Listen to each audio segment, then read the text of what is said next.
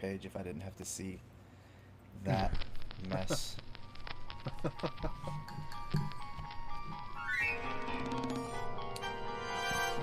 Welcome to a world of thrills, a world of drama, of capes and tights, a world where death is a revolving door. Welcome to the Geek Matrix.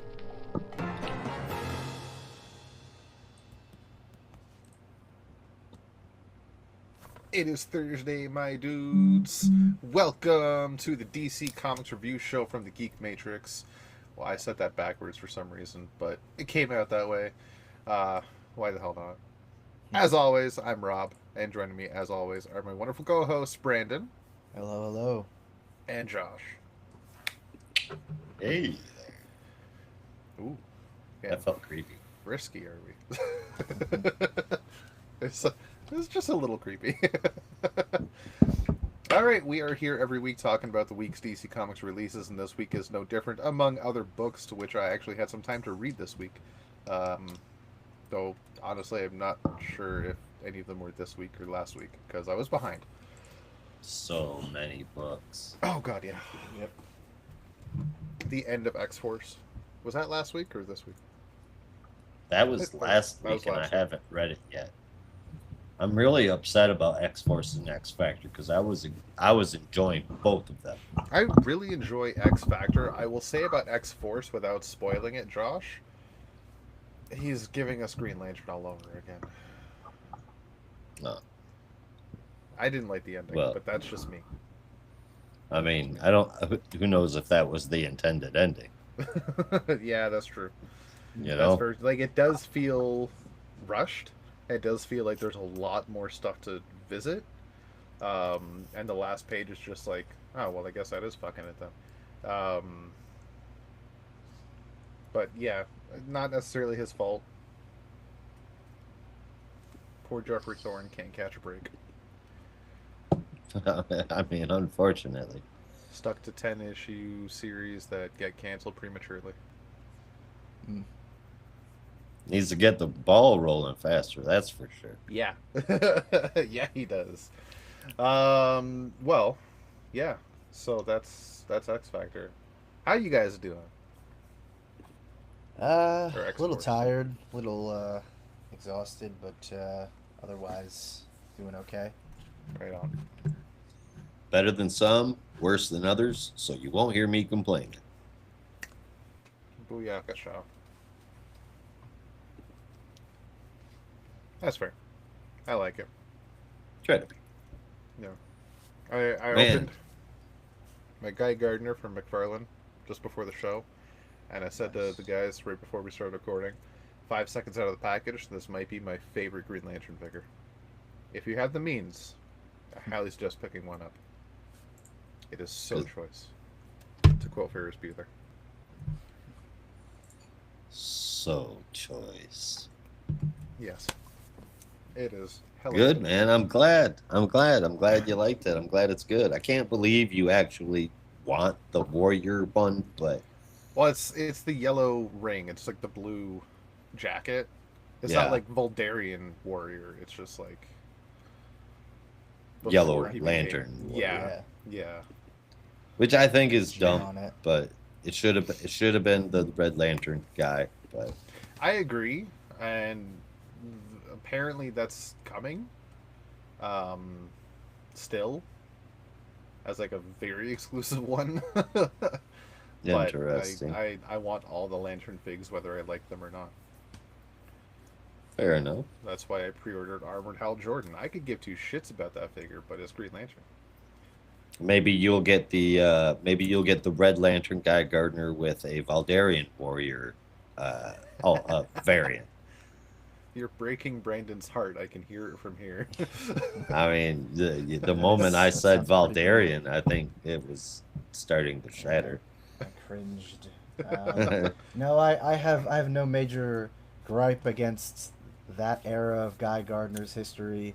The only gripe I have is when it shows up in other books and I have to look at it. It's like I can't avoid it. He's I'm just like, everywhere. You know, you want to read This fucking JLA, guy over you here. want to read something else, and then it just that horrible, like war paint shows up, and I'm like, please put it away.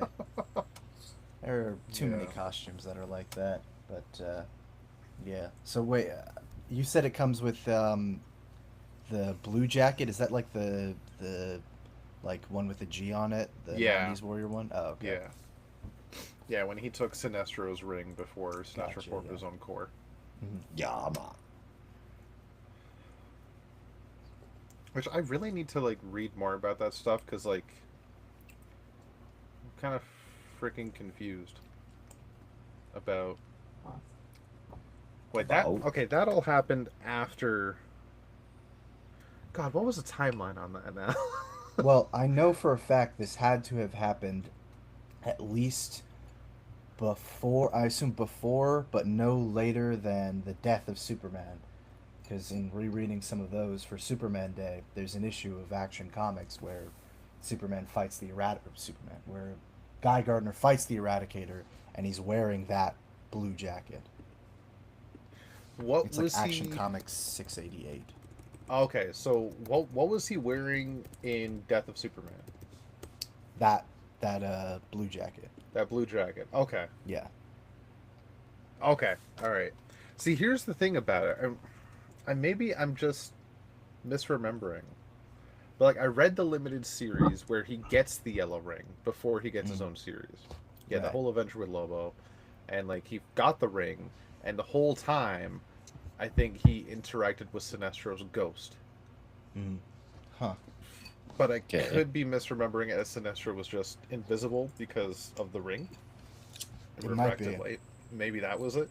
Because Yeah, 'cause if it was his ghost, I was confused because Sinestro was clearly alive.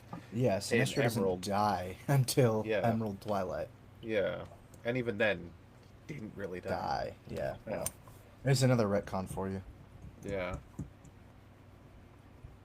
I mean, of all the ways to go, I think snapping a neck is pretty absolute, but Nah, dude. he was looking at his own ass. Nah, dude. Hey, it was, hey, it was a construct. It was a really, really, really good looking construct. Like hard light, so precise and fine that it felt like snapping bone, which is a Eh. thing that you can do. Same thing that happened to Kilowog too, I guess. Yeah. It was just Look, a really man. good looking Bolavaxian skeleton. Maxwell Lord didn't need all that going on. Oh, Maxwell Lord definitely needed that going onto his head. Yeah. Well, I mean, he got his neck broke, then he was alive again. Didn't need no Well, lantern that was construct. that was That was like, because of the White Lantern. yeah. That wasn't necessarily like a proper A fake retcon. out.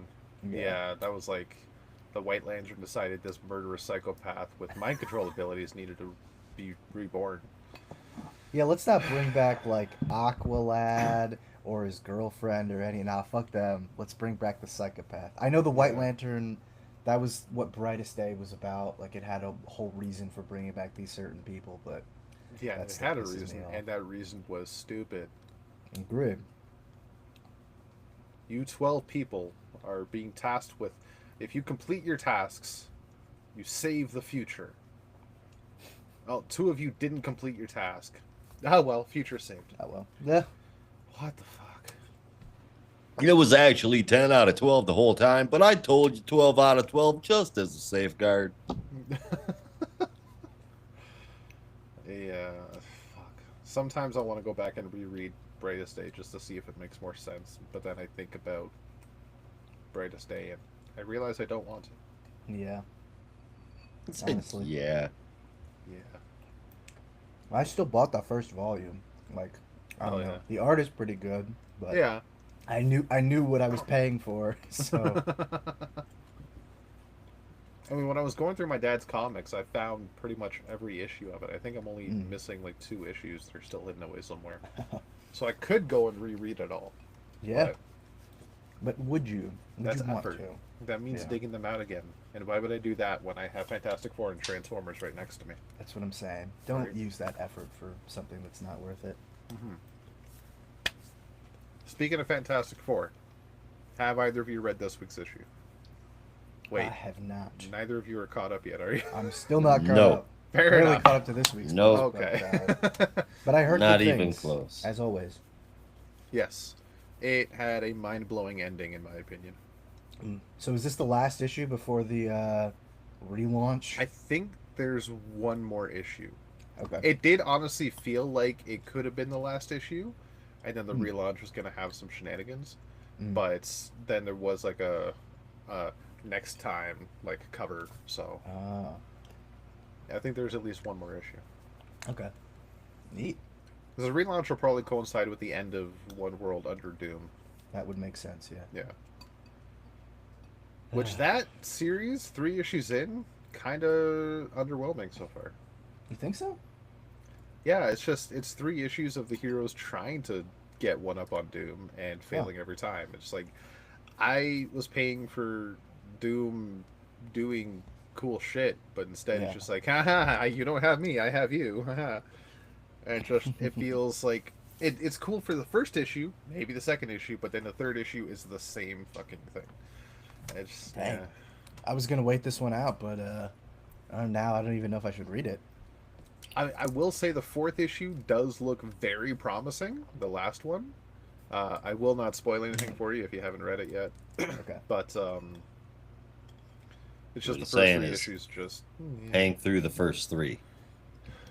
you could honestly like just read the 3rd one. Mm. Skip the first 2. It doesn't matter. That's not a good sign. Yeah. The 3rd one pretty much sums up what happened in the first 2.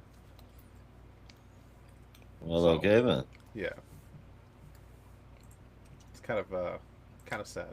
Yeah, that's disappointing, Yeah, I had high hopes for that book, but man. Hopes. yeah. You had What else? hopes. What else? What else happened this week? What What did I else? read? You guys read anything cool? Anything interesting? Nope. I mean, Ooh. Ultimate I Spider-Man. was just about to say Ultimate Spider-Man. All the Reddit theories were totally correct, Yeah. and I feel like I don't know, not a jackass, but I'm like, fuck me. I wish I hadn't seen that because Right. everyone called it, Oh yeah. and like it was still such a great issue, but my excitement was just a little bit deflated the moment they started the backstory on you know who, and I was Yeah. like, fuck, I already knew, but it was still really Oh good. my god. That was such a Awesome. clever take on Mysterio. This kind of oh wait. Damn it. Damn it. Damn it. I'm What? 2 issues behind. Mm. But I remember I think I remember what Rob said. And had you not had you not mentioned Mysterio, I wouldn't have even remembered it, I don't think. But What did I say? I think you said that everybody thinks that Gwen is Mysterio. Fair enough. Yeah. Damn. I guess you'll just have to read to find out. Yeah, And hopefully well, that yeah. this will be the one time where your memory and its frequent lapses actually comes in handy. 'Cause Yeah. you'll just forget about this entire forget conversation. about it. Just like I mean, I will. I've timestamp got the to podcast and tell catching your up brain to to forget this block of seconds. Yeah, exactly. I'm working on rebuilding things. So get Um, there. Treat like Tony Stark post Extremis, post Dark Reign, when he was more machine than man. yeah. That was a fucked up time. I need my own Jarvis. I should say. Like you need an AI or you need an elderly butler man, Yes. Yes. or both. Oh yeah. I would Oh, totally yes. take both, but I would like an AI as capable of as Jarvis. That would be great. So you don't want Iron.gpt. Iron.gpt. Yeah. What the hell is that? That's his current AI. Are you serious? Yeah. And it sucks. It's hilarious. It it doesn't really have any of the power that any of the previous AI had. It was literally built with scraps. It was the QuickTime armor that he built out of leather, and whatever metal he had lying around because all his suits were like under attack of a magical virus. So he built a quick suit of armor, installed a quick AI that he built, and the AI calls him username, doesn't call him Tony or Mr. Stark or anything else or Iron Man, just calls him username. Uh-huh. And any information it gives is only what Tony can see in front of him. It's like he'll go up against a living laser, be like, "Well, username, it looks like this person is comprised entirely of light." Thanks. Excellent. That's awesome. Oh, it's hilarious. It really forces Tony to like think on the fly a bit more.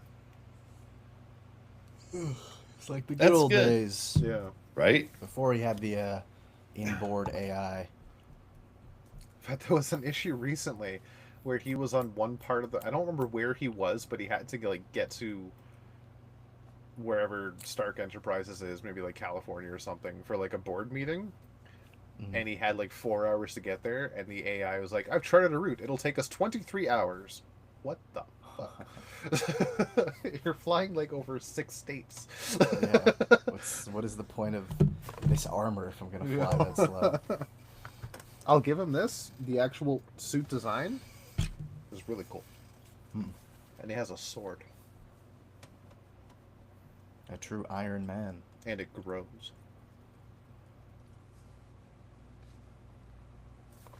But that's neither Another here nor thing, I don't even remember reading. Is it 1607? Was Iron Man in that series? Because that would have been a perfect thing to do, like that Edwardian era Marvel series. 1607. 1607.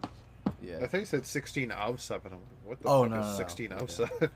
Yeah. It's my favorite Star Trek character. Oh, 1602. 1602. Yeah. Well, I want to say there was, but like it wouldn't make sense. Mm.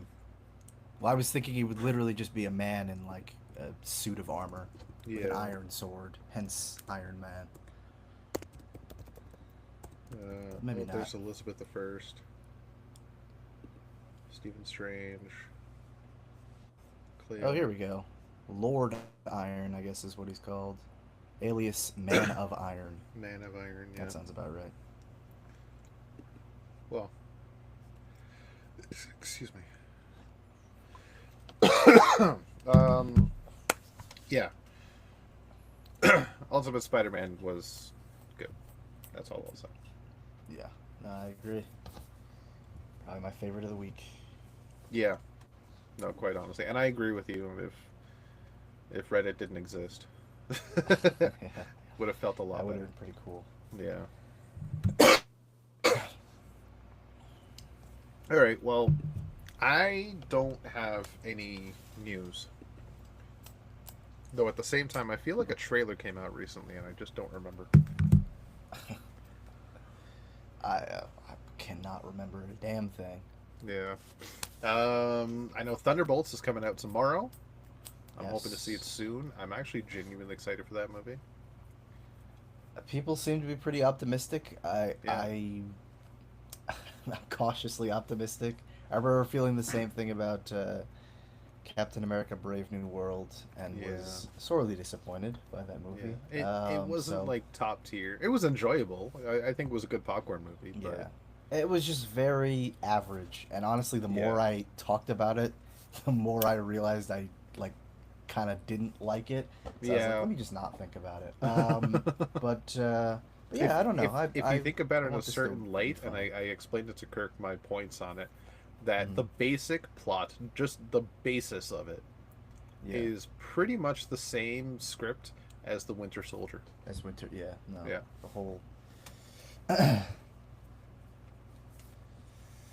Yeah, that's unfortunate. Yeah. Even down to but, like Captain America and one of his allies ending up in secret military underground bunker, which houses the villain of the piece. yeah.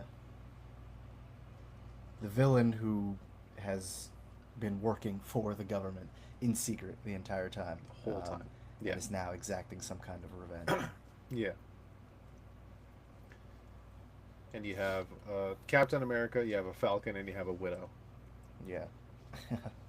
going up against a hero turned villain that's under mind control. Although, comparing the two climaxes of the movie, Brave New World is massively underwhelming. Oh yeah, compared to yeah, yeah. And I agree with a lot of people. I think if the trailer for Brave New World showed off Mm, the other villain, Josh hasn't seen it yet, so I'm trying not to give names, yeah. as opposed to Red Hulk, um, would have been maybe better received. That reveal might have been better received, but I Yeah. still feel like it lacked the conclusive ending, especially in comparison to oh god, what was his name? Pierce in Winter Soldier, Robert Oh, yeah. Redford's character. Yeah. Like that was just that was such a. I still thinking about like that was such a great reveal. Yeah. And them basically bringing down Shield was such a like that really felt monumental and was such a great Mhm. segue into Civil War. But this one just I don't know it lacked that weight. It did. And I think honestly Winter Soldier for me performed even better when you go home and then watch that week's episode of Agents of Shield Mm. because it worked in unison because they Wow. like that the week that Winter Soldier premiered, the episode of Agents of Shield that premiered the next week Mm. followed the events of the movie. Oh, I didn't know that. Oh yeah, That's great it was timing. that was like back when they were still going like everything is connected. Yeah. Right. Yeah, what they were trying to do anyway. Yeah. It's what And they Gunn did for a good promises while. is gonna happen. Yes, but like Mm. if Feige is proven anything, it's like it's a lot harder than you think. But at the Yeah. same time, they were doing it over multiple different avenues, right? Yeah. You had some on ABC, some in theaters, some on Hulu. It's hard to connect everything when you have all these different pieces you got to factor in. So Yeah. Right? James Gunn might have a better handle on things with DC. Yeah, and he releases everything in the theater or on HBO Max. I mean, that's pretty much Yeah, it. pretty much, yeah. Well, the thing with Agents of S.H.I.E.L.D. that week, it's the same. So, Hydra reveals themselves in that episode. Actually, at the end of the previous week's episode, Hydra kind of gets teased. And then you go Oh. see the movie, and And then you're like, whoa. you go, whoa, okay, that's what that happened. And Yeah. then the No. next week happens, and then all these people that you spent the season watching, you're like, oh shit, who's a Hydra agent? You find out Yeah. that one of them is a Hydra agent undercover. You're like, oh my god. That's genuine stakes. Yeah. And it just that set the tone for the rest of the series, and it fucking stuck with it. I was like, oh my That's god. awesome. It was Yeah, so I good. never really watched Agents of Shield, but that's cool to hear. I definitely want to say if you ever had any interest, give it a shot. It is to this day one of my favorite TV shows. That's awesome. It's really good up until about It's halfway good through Tahiti. all the way through. No, about halfway through Tahiti, What do you mean Tahiti? where Coulson goes through that whole when they start revisiting and deciding what Coulson going to Tahiti was all about. And then it kind of gets weak. But that's like season 4. How many seasons were there altogether? 7. 7. So yeah, like season 5, it started to get a little weak. But up until then, and that's incredible for a superhero show to make it that long, Yeah. being really good. But for a TV show, superhero TV show, non-streaming service, that was easily the best one that's been out. Personally, I think the first 5 seasons are some of the best television ever produced. I mean, it's well, I mean, I don't know about that, but it's easily the best broadcast television superhero show ever made. Yeah. Okay, not And ever. I hate to produced, say, but, I like, hate to superhero say that. drama. Yes. Yeah, I hate to say that goes to a Marvel show, but yeah, broadcast TV primetime show that Yes. goes to a Marvel show. fucking fantastic. That does not count cartoons. Yeah. Because at a certain point, they kind of, like, not necessarily give up, but they move past superpowers and trying to connect to the MCU, and that's when it really hit its stride. Mm. Indeed, you are not wrong, my friend. Yeah, what the hell were we talking about before we got into Agents of S.H.I.E.L.D.? I Marvel don't know. movies, Thunderbolts. Thunderbolts, yeah. That's wild. Yeah, the reviews look stellar for it. It's got like an 88% on Rotten Tomatoes or Oh, something like that's that. what I was gonna tell you, man. Yeah. I finally got around to watching the first episode of Daredevil last night. Oh shit, I still haven't watched Daredevil, Born Again, it. and holy shit, It's like, good, right? oh my god, it is so good. But that said, I am in no rush to watch Brave New World, so Yeah. you guys don't have to worry Yeah, about yeah. spoiling that for me. I Like- wouldn't. Yeah, okay. I mean, Like, I watch wasn't it crazy if you wanna about have it the to completionist, begin with. and if you've ever wondered about I'm some of the leftover not plot with threads Marvel, from though. Incredible Hulk, then by all means watch it. But it's not like a necessary thing. Leftover plot threads from Ed Norton, Yeah. but Ed Norton does not show up in it, right? No, No. because Okay. Ed Norton's Bruce Banner just became Yeah, Mark Ruffalo's Bruce Banner. Well, It's the same. right. I just He wanted just to got make sure. recast. Yeah. Yeah. Okay. Yeah. All right. Okay. It's Yep, not yep, necessarily yep. leftover plot threads from Ed Norton. It's just leftover Yeah. plot threads from that movie. Well, right. Well, Yeah. yeah, specifically leftover character, whose name I mean, I know the character's name. I always forget that actor's name. It's just Buster Scruggs. Yeah. I, for the life of me, I can't remember, but yeah, he shows up again. I always forget his name too, and then I remember like, oh yeah, it's a great name. But Like, I've seen him in a few things, but I He's a can great never, actor. for the life of me, I can't remember his actual name.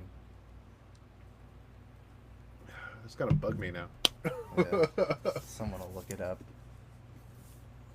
God damn it! You're gonna make me look it up. The ballad. Did you Buster say Scruggs. Buster Scruggs? The Ballad of Buster Scruggs. Yeah. Yes. That's what I just pulled up. Yeah, the Ballad of Buster Tim Blake Yeah. Nelson. Scruggs. That's his name. That's his Yes. name. Yeah. He's also Fantastic. Coen actor. Brothers. Yeah, he's also in Kimmy Schmidt. Oh, which was is he? Yeah. Always very funny to me. He's like the Yeah, sheriff of Durnsville. He's like Kimmy's adoptive father. And I think he's that in was a the first lot time of I saw stuff. him. Yeah. And I remember going back and rewatching the Hulk, and I was like, "Is that? Oh my God, what are you doing here?" Yeah. I love it when he plays an actually character, or like or like somebody in a position of authority. He's just so good. Yeah. He's good at everything. Have you guys seen? I'm sure you have if you're cinephiles. Have you seen Oh Brother, Where Art Thou? Of Oh, course. man. Oh Yeah. God, such a good movie.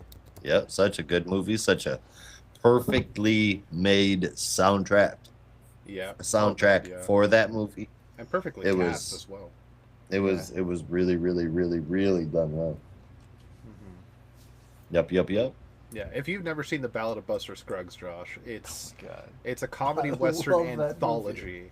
I haven't finished it, Oh, but dude, it's it's really good. Well, I'm leaving it on my phone here, so Yeah. I'll see if I can't pull it up later on. But you are right. Comicsgate sucks. Yes. Yeah. I'm not sure why we're Comics bringing Gate that sucks. up, Where but- the I'm fuck not- did that come from? It's in the chat. A guy on YouTube called Butt. Oh. Okay. Yeah. Yeah, I agree. 100% agree. Comicsgate is a horrible thing. Yeah, I we're but- forgot that existed. I too. don't know where that came from, but I appreciate the comment. Yeah. Yep. Not sure where it came from, but we all agree. Yes. Yeah. All of us agree. Yes. Speaking of Comicsgate is a horrible comics, the ones we're covering today thing. Yes. are going to be pretty big ones. Power Company Recharge #1, The Question All Along the Watchtower #6. That's beginning and an end. Plus 2 annuals, Batman, Superman, World's Batman Superman World's Finest 2025 Annual #1 and Detective Comics 2025 Annual. Also, guys, go out and check out the last Halloween #7. You're going to want to read it. And later on tonight, we're going to be recording our Absolute show, talking about all of the Absolute comics that came out this month in DC. And that's all the books we've got to talk about. Yeah. I think we've talked about everything else. Should we just talk about some books? Maybe. Sure. Yeah. Maybe we should. Yeah. All right. Let me pull up the list. He said, yeah, Ethan. Well, I just gave the list. Ethan. Brandon, I think, kicks us off with the Power Company. Sure, yeah. Yes, he does. This Yeah, is the Brandon's Power ready. Company Recharged #1 of one. It seems to just be a one shot as far as I can tell. Yeah, I was kind of surprised by that. A little disappointed. Yeah, it feels like they're testing the waters, almost like this is a pilot episode, and Yep. depending on how That's it the sells. thing though, because wasn't the DC Power special supposed to be like the testing the waters thing? That's more like introducing the cast. This is like or at least the impression I got The was that's introducing kickoff the of cast. the team. Yeah, in addition to sort of being a celebration for Black History Month, this is like the pilot episode for what the team will be. Fair enough. Because I know the question at the end was who is going to comprise the team of the Power Company. Well, here's your answer. Fair enough. Yeah. So yeah, that's just the impression I got. It very much seems to be up in the air whether or not this will get a full series, but let's see how we feel about this one shot. You So this just was- said the words. That's the impression that I got, and ska just flooded into my brain. Ska? Yes. Ska? You don't know Ska. Ska? Wait, have you guys seen? you don't know ska, have bro? you guys ever seen Portlandia? I've Yes. wanted to watch more Oh, of it, man. but I've never seen all of it. Oh my god, I gotta send you a clip after this. Or matter of fact, I'll send it now. You can watch it. But every time someone says ska, which is not often, I think of this clip. Ska. Ska? You don't know ska? You know, get it. Wait, I gotta send you this. And then I'll actually do the review that I'm here to do. I'm not Okay. wasting time. Because that's a song by the Mighty Mighty Boss Tones is the impression that I get. Yeah. And just Little Now did you that know, I'm a song is- huge fan of ska. playing Except in my not head. really. That's funny. Your head goes to Portlandia. My head goes straight to Brooklyn Nine-Nine for that one clip. Oh my god, I know that one too. Yeah. Ska's gonna live forever. It's like ska defines who I am as a person, and I would never turn my back on ska.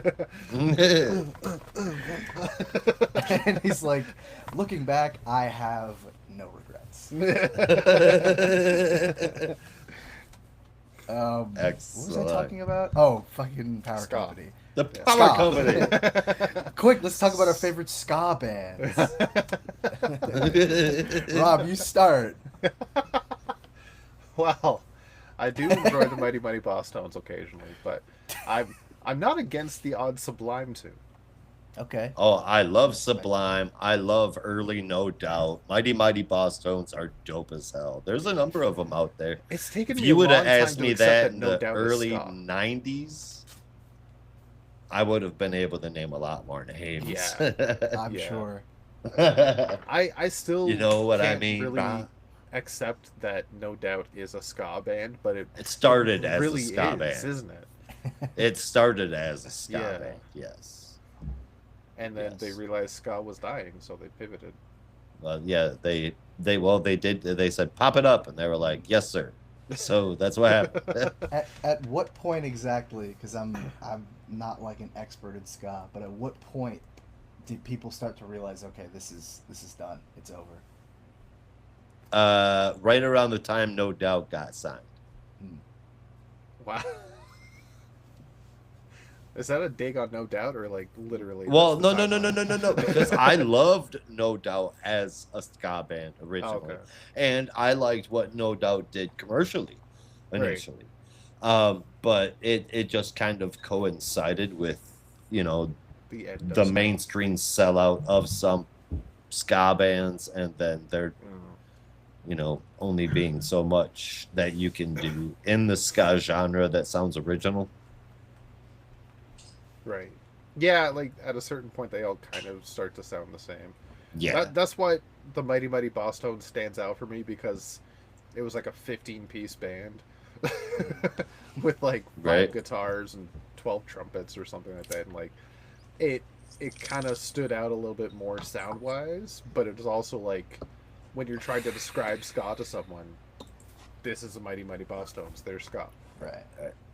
Alice Cooper used to do that too. You know that, right? Ska? No, not ska, but he was the kind I of was like gonna on say. on during shows. Sometimes he would show up and have like 6 guitarists and Oh yeah, 5 bassists and 3 yeah. drummers, and they would all sync up, like mind blowing. But that was like occasionally though, and on tour, right? This is not like Right? Yes. Mighty Mighty Boss Occasionally, Tones. That not was not the band. continuously. That Yeah. was like the actual. That was the full sound they were going It with. was They no had like Boss they Tones, had no like Slipknot 14, type shit. 15 people in the Yep, band. no. It was Mhm. crazy, That is nuts. and one Yeah. singer. And a lot of different ways to split that dollar too. So you gotta love what you're doing. Yeah, really. And let's face it, I don't think they made much money. They did okay. After a certain point, I'm sure, once the craze died down. Yeah. I will never turn my back on ska. Anyway. I'll never turn my back on I'll ska. never turn my back on ska. Yeah. So Love what's the it. impression you get, Is Brandon? what I got. what is the impression I get Remember that. from ska? Love it. I don't Is love what it, I but got. the impression I get from got. the Power Company The is impression that I get. is soon to be revealed as I summarize this book. But Yes. first, the Power Company was brought to us by Brian Edward Hill doing the writing, with art by just as many members of the Mighty Mighty Boss Tones. You have Kerry Randolph, Aletha Martinez, Norm Ratmond, Ray Anthony Height, and Studio Sky Tiger. Just a lot of people contributing to this book, with colors by Emilio Lopez and Alex Guimaraes, and letters by N World Design. I don't have the exact number on that, but I think that's probably less than 15 people, so maybe not exactly the number as the Boss Tones, but hey, they Yeah, came maybe close. not the Boss Tones, but maybe something like Yeah.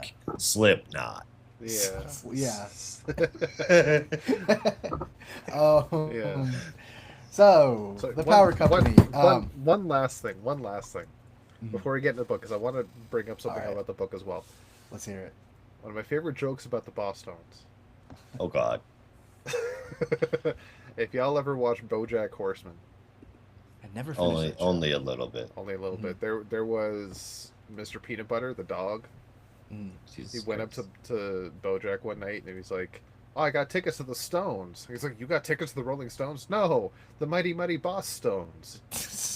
Jesus. That Oh, so stupid, so bad. I laughed my head off. I believe it. It's just That is it was just a so bad enough simple. joke to be hilarious. and so bad that it's Yeah. perfect. perfect. Yeah, I but would also be so I have such If a someone- hard time. actually was Rapping. like that, like, oh man, I got tickets to the Stones, like, we're gonna be in the pit, it's gonna be great, and then you get there and you're like, what the fuck is this? Right. Oh, and then he was like, "Oh, I thought it was like the Rolling Stones." And he's like, "Is it? Is that the impression that you get?" I'll tell you what It's- impression you're about to get. It's Yeah. my foot up your ass. Respect my authority.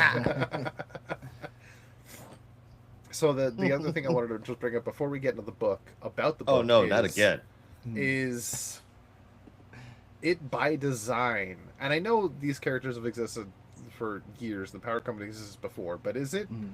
ironic or by design that there's a team called the Power Company and the leader is electricity based?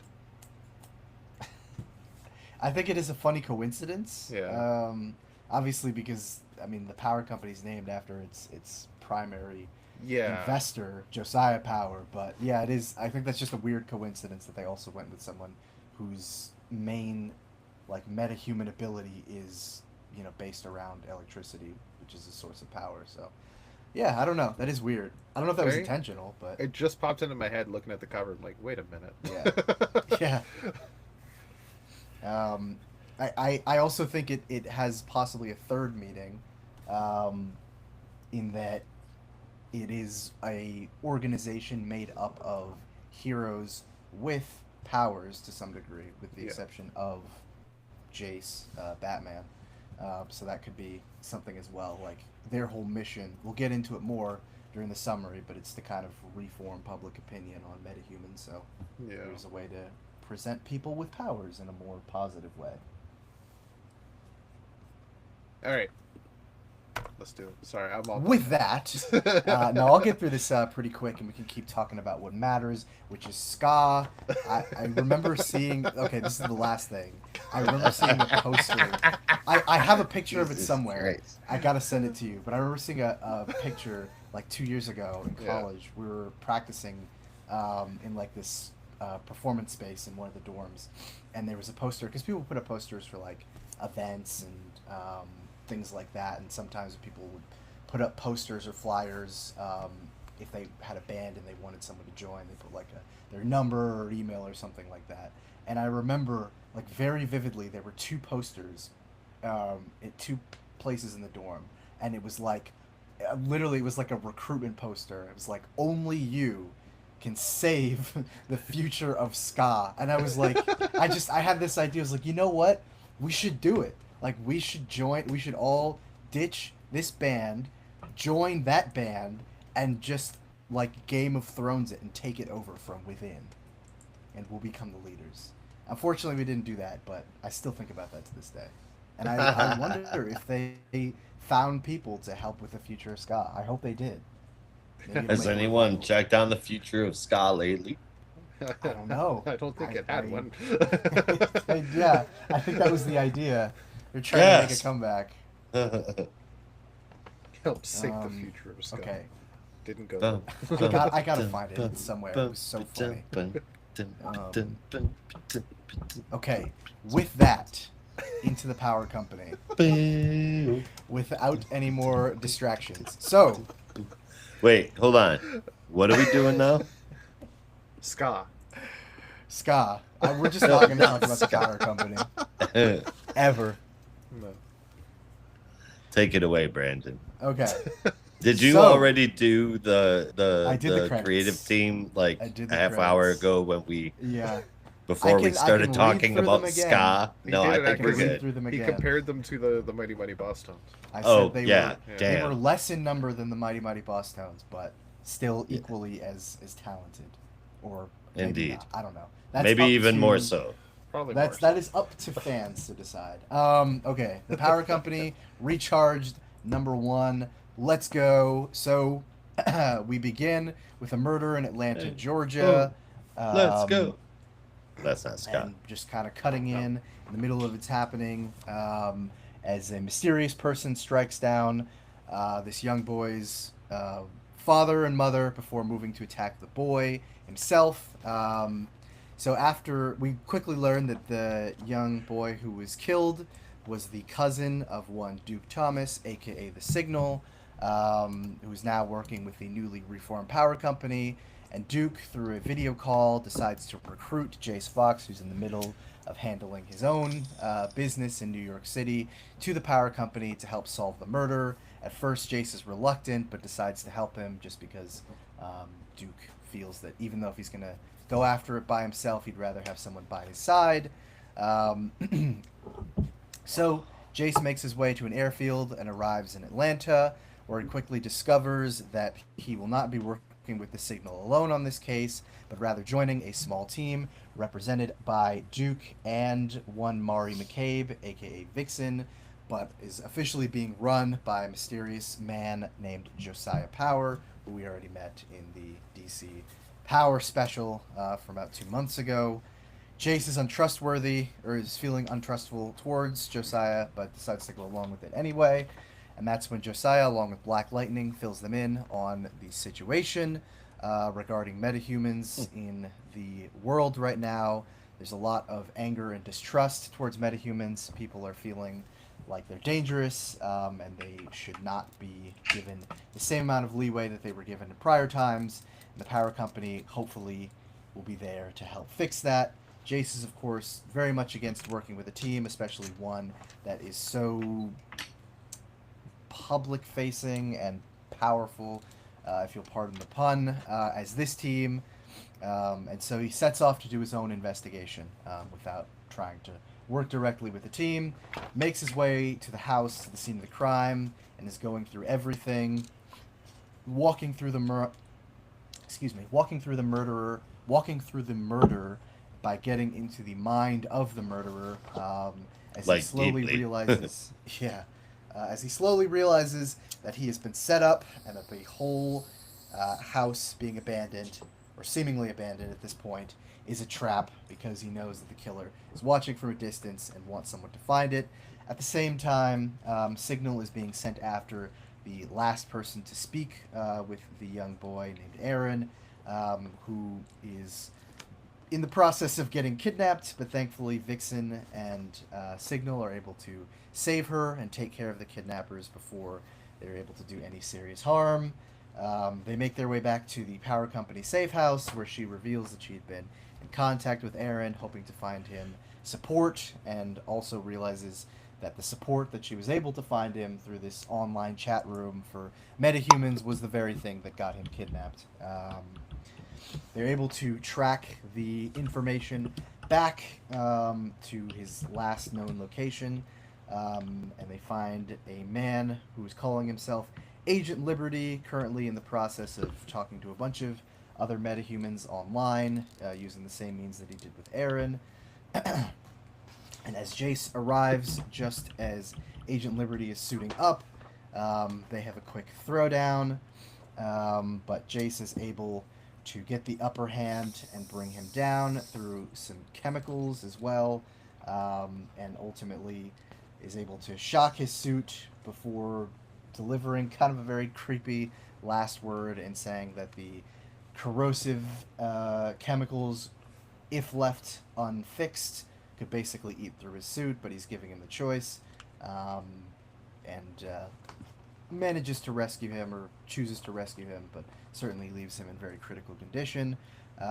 Just as he's exiting the building, he sees Signal and Vixen, and it seems like they'll have a moment where they're going to connect, but Jace is pretty much just like, I appreciate you staying out of my way. Well, I actually did the real hard work in this situation. As we cut back to the power company safe house, we find out that while Agent Liberty may have been working with the Sons of Liberty, or could have possibly been working alone, it's clear that there is quite a bit of unrest out there still, and that there are possibly other agents who may be using similar tactics to get to the metahumans. Jace agrees to work with the power company, but of course is not going to be on their payroll full time, and really will only work for them if it's in a critical shape. And that's where this issue comes to an end, which honestly is why I feel like this issue especially felt like a pilot, because it very much was not a one and done. I mean, it was a one and done story, but it felt much more like a prologue story, a setup, yeah, essentially. Yeah. In that there is more to go, but you get a somewhat satisfying tale with this. So, I enjoyed it. Great art all around, really solid story, but ultimately I feel like I couldn't really sink my teeth into this one, especially in like the last few pages, because it felt like there is so much more to this story that I want to see it continued, but I don't know when that will be. So I ended up giving this one an 8 out of 10. Like, solid all around, great art, some really great character moments, and it's cool seeing Jace in this different context where he's forced to be in more of a team setting, even though he really doesn't work with any of them in this issue. But you at least get a kind of initial sense of what the team dynamic could be like. And of course, it's always great to see Signal and Vixen, but yeah, I think I would appreciate this a little bit more if I knew where the story was going to continue, or I knew when the story was going to continue. So I hope it does well enough that they're able to really greenlight the whole series, but we'll just have to wait and see. So Yeah, 8 out of for 10, sure. like I said. For me, one word, that's unique. That's to 2 this. words. Unique. You said that's unique. If one word, that's unique. That's 2 words, Josh. I don't care This what you guy. say. Um, I think it was a really cool way to start the series off. It's a team book, but straight up and right out shows what it's going to be like working with Batman, and it shows how smart and it lets you know eventually important Vixen and Signal are going to be to Batman, with Jefferson leading the charge, pun intended, but tis. I think that this is going to be really good book. Actually, it wasn't intended. I would have cued myself a rim shot there. um, one criticism some people might have is that though this is Jefferson's team, he didn't really speak much. One compliment that I've got is that though this is Jefferson's team, he didn't really speak much at all. They weren't trying to overemphasize anything in here. Basically, assigning roles, setting up potential conflict going on. I think the whole thing was pretty dang fantastic. It looks to be exactly what I hoped it would be, a ground-based Justice League. And that's what's unique about this. This Power Company, at least so far, looks like it's going to be a fun read if and when we ever get it. And when we do, I wonder what the face-off is going to look like that Jace and Jefferson inevitably are going to have. Because, there's going to be at least one. Yeah. Also, can I say that I found it kind of ironic when Batman found Agent Liberty and he said, "You people always have a name." Like, motherfucker, you're Batman. That was kind of the point. Like him being Batman for so long at this point, all these crazy psychopaths have a name.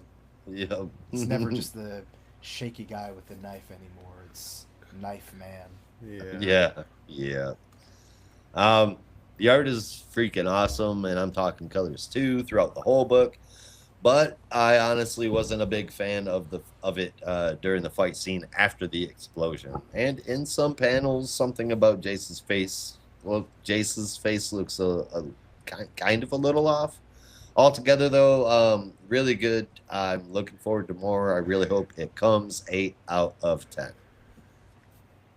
I really liked the story throughout. I really liked the art. It did feel a little lacking at times. I can agree with you there, Josh, about some of the panels here and there just felt lesser than other panels. But for the most part, I did enjoy it.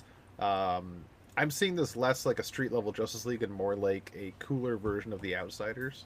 Yes. Oh my God, that was Yeah. another thing I wanted to bring up. But yeah, Yeah, which is funny because this is written by Ryan Edward Hill, who did the last, yeah. that last But iteration of.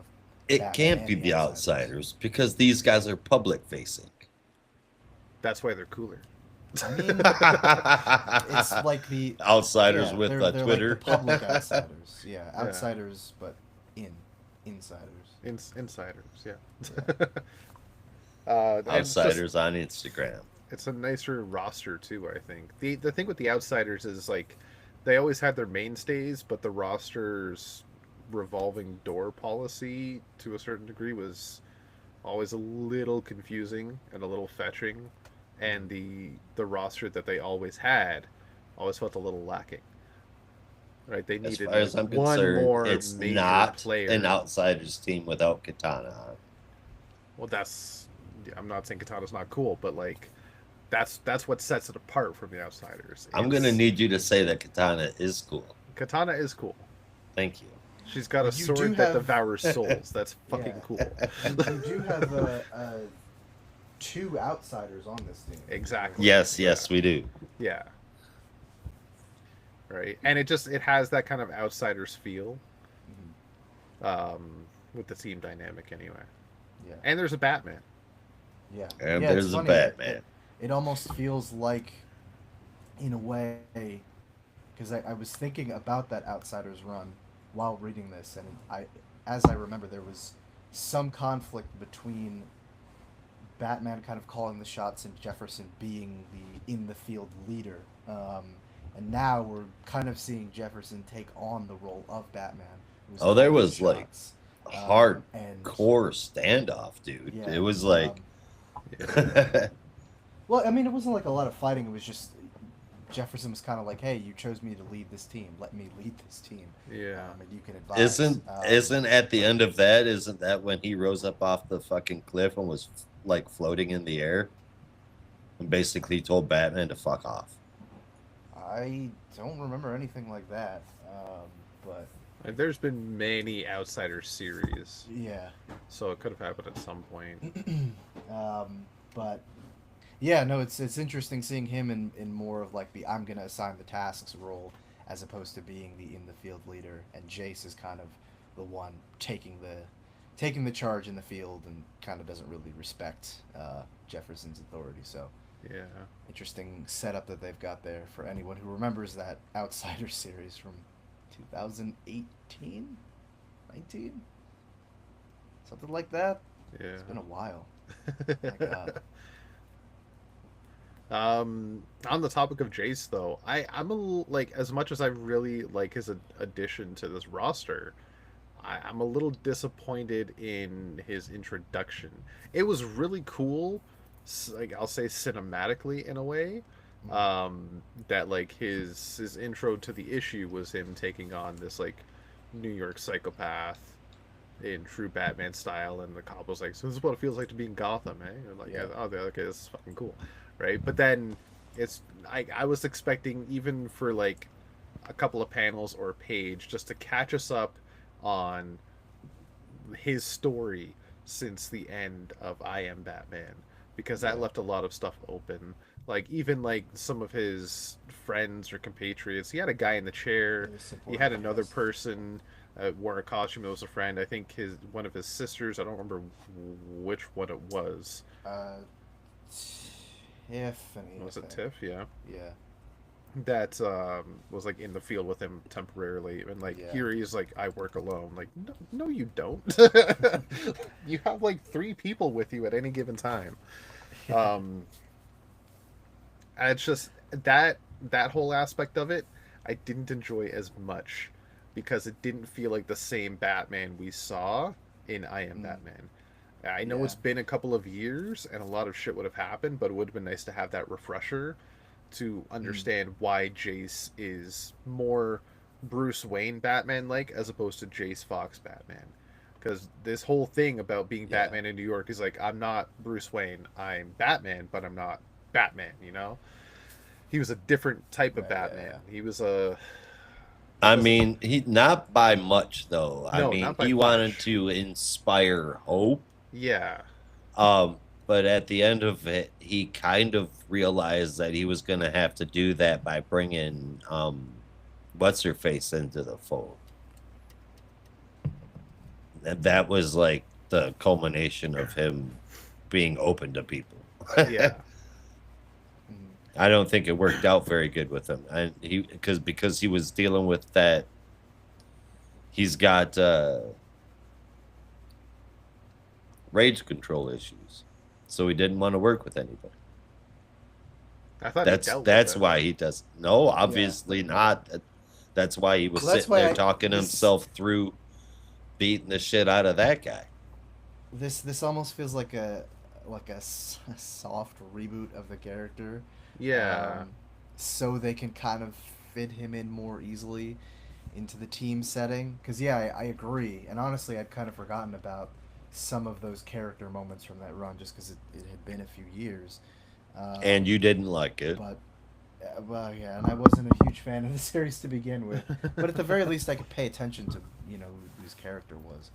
Um, but um, but yeah, no, it feels like they kind of want to do a soft reboot of the character Yeah. and some of his mannerisms just so he can fit more easily into this team dynamic, so they can set him up as the opposition to the leader, which will be Black Lightning. Maybe it doesn't really I fit, guess. but Yeah. yeah, I don't know. I really liked the character they'd left on the page at the end of I Am Yeah. Batman. I think it's a shame. I'm not against this version of the character right now. I just Mhm. like I was expecting more of that other version of the character. Yeah, and that's I was fair. really excited about that dynamic. We finally get more Jace Fox, and just it doesn't feel like Jace Fox anymore. But Yeah. we'll see how it goes. Hopefully, this does get more. Because That's this, that's assuming it yeah, does. that's the thing. I think they've yet to announce any follow up to this yet. No. So probably at the earliest, maybe next week Possibly. I mean, I know the once the sales come when was the last time the solicits came out? Like pretty in. Last recently, I think. Friday, I think, So, yeah, 2 Fridays ago. if they were going to do it, yeah, it would be any day now. Yeah. Well, Any hopefully, day now. because this was a heck of a intro. I also wasn't. I gotta go back and read that DC Power special again. But wasn't there more people in that? I thought the roster was bigger. No, Yeah, there were I some don't. other characters. There was what was it? What's Amanda Waller's like nephew's name again? Oh yeah, yeah. That's Deadshot. not Deadshot, Yeah. but the Deadshot No, Or ripoff. um, Deadeye, Deadeye. Deadeye. Yeah. yeah. Yeah. So yeah, there were a couple of other characters, but again, I think that was more. Oh, and what's his face? Bolt from the Black Adam series. But Right. yeah, I think that Oh, was right. more to introduce characters who could be in the Power Company, but they're not necessarily going to be on the final team. It's also possible that if the series were to actually continue as a full ongoing series or limited series, they might expand the lineup of the team down the line, so it could incorporate some of the characters that we didn't see from the DC Power one shot. Further cementing them as a ground level Justice League. Yeah. It would be cool to see some of those other characters. I don't know about Deadeye because he always had a villain kind of style to him, even though he was trying to be a good Yeah. guy. But Bolt would be a really cool addition. Yeah. So we'll see. I don't know. I think there's definitely potential to do that. Yeah, I mean, especially if they now I think about it, they're going up the Sons of Liberty, which was inspired by Amanda Waller. Deadeye wants to try and make up for anything his aunt did and forced him to do. So why Yeah. not help take on Sons of Liberty? Yeah. No, he'd be a perfect candidate for that. Yeah, it'd be interesting. It'd be very interesting. It's interesting to see Jace and Deadeye kind of come at odds because there's one thing that I always Yeah. think Jace had in connection with Bruce was their hatred of firearms. Yeah. I think. No, Jace doesn't have a problem with Well- guns. Not to my knowledge. Well, I mean, he doesn't hate them like the same degree that Bruce does, but I think he also thinks they're like an easy way out where he's yeah, he thinks he obviously that they're had to just a use easy them crutch. when he was in the service, but yeah, it's like he tries to rely more on his own actual skills than the firearm. And he sees them as a weapon of fear, instrument of destruction. fear instead of whatever. But Yeah. yeah, Yeah. that's what it was. Yeah. Um. They're an instrument of fear, and that's not what he wants to do. Exactly. Yeah. Yes, yes, I'll- yes, yes, yes, yes, yes, yes. I'll give this an 8.25. Oh, you will you? I will. Well, yeah, it doesn't have splash. Excuse me. Pardon. No, I will not.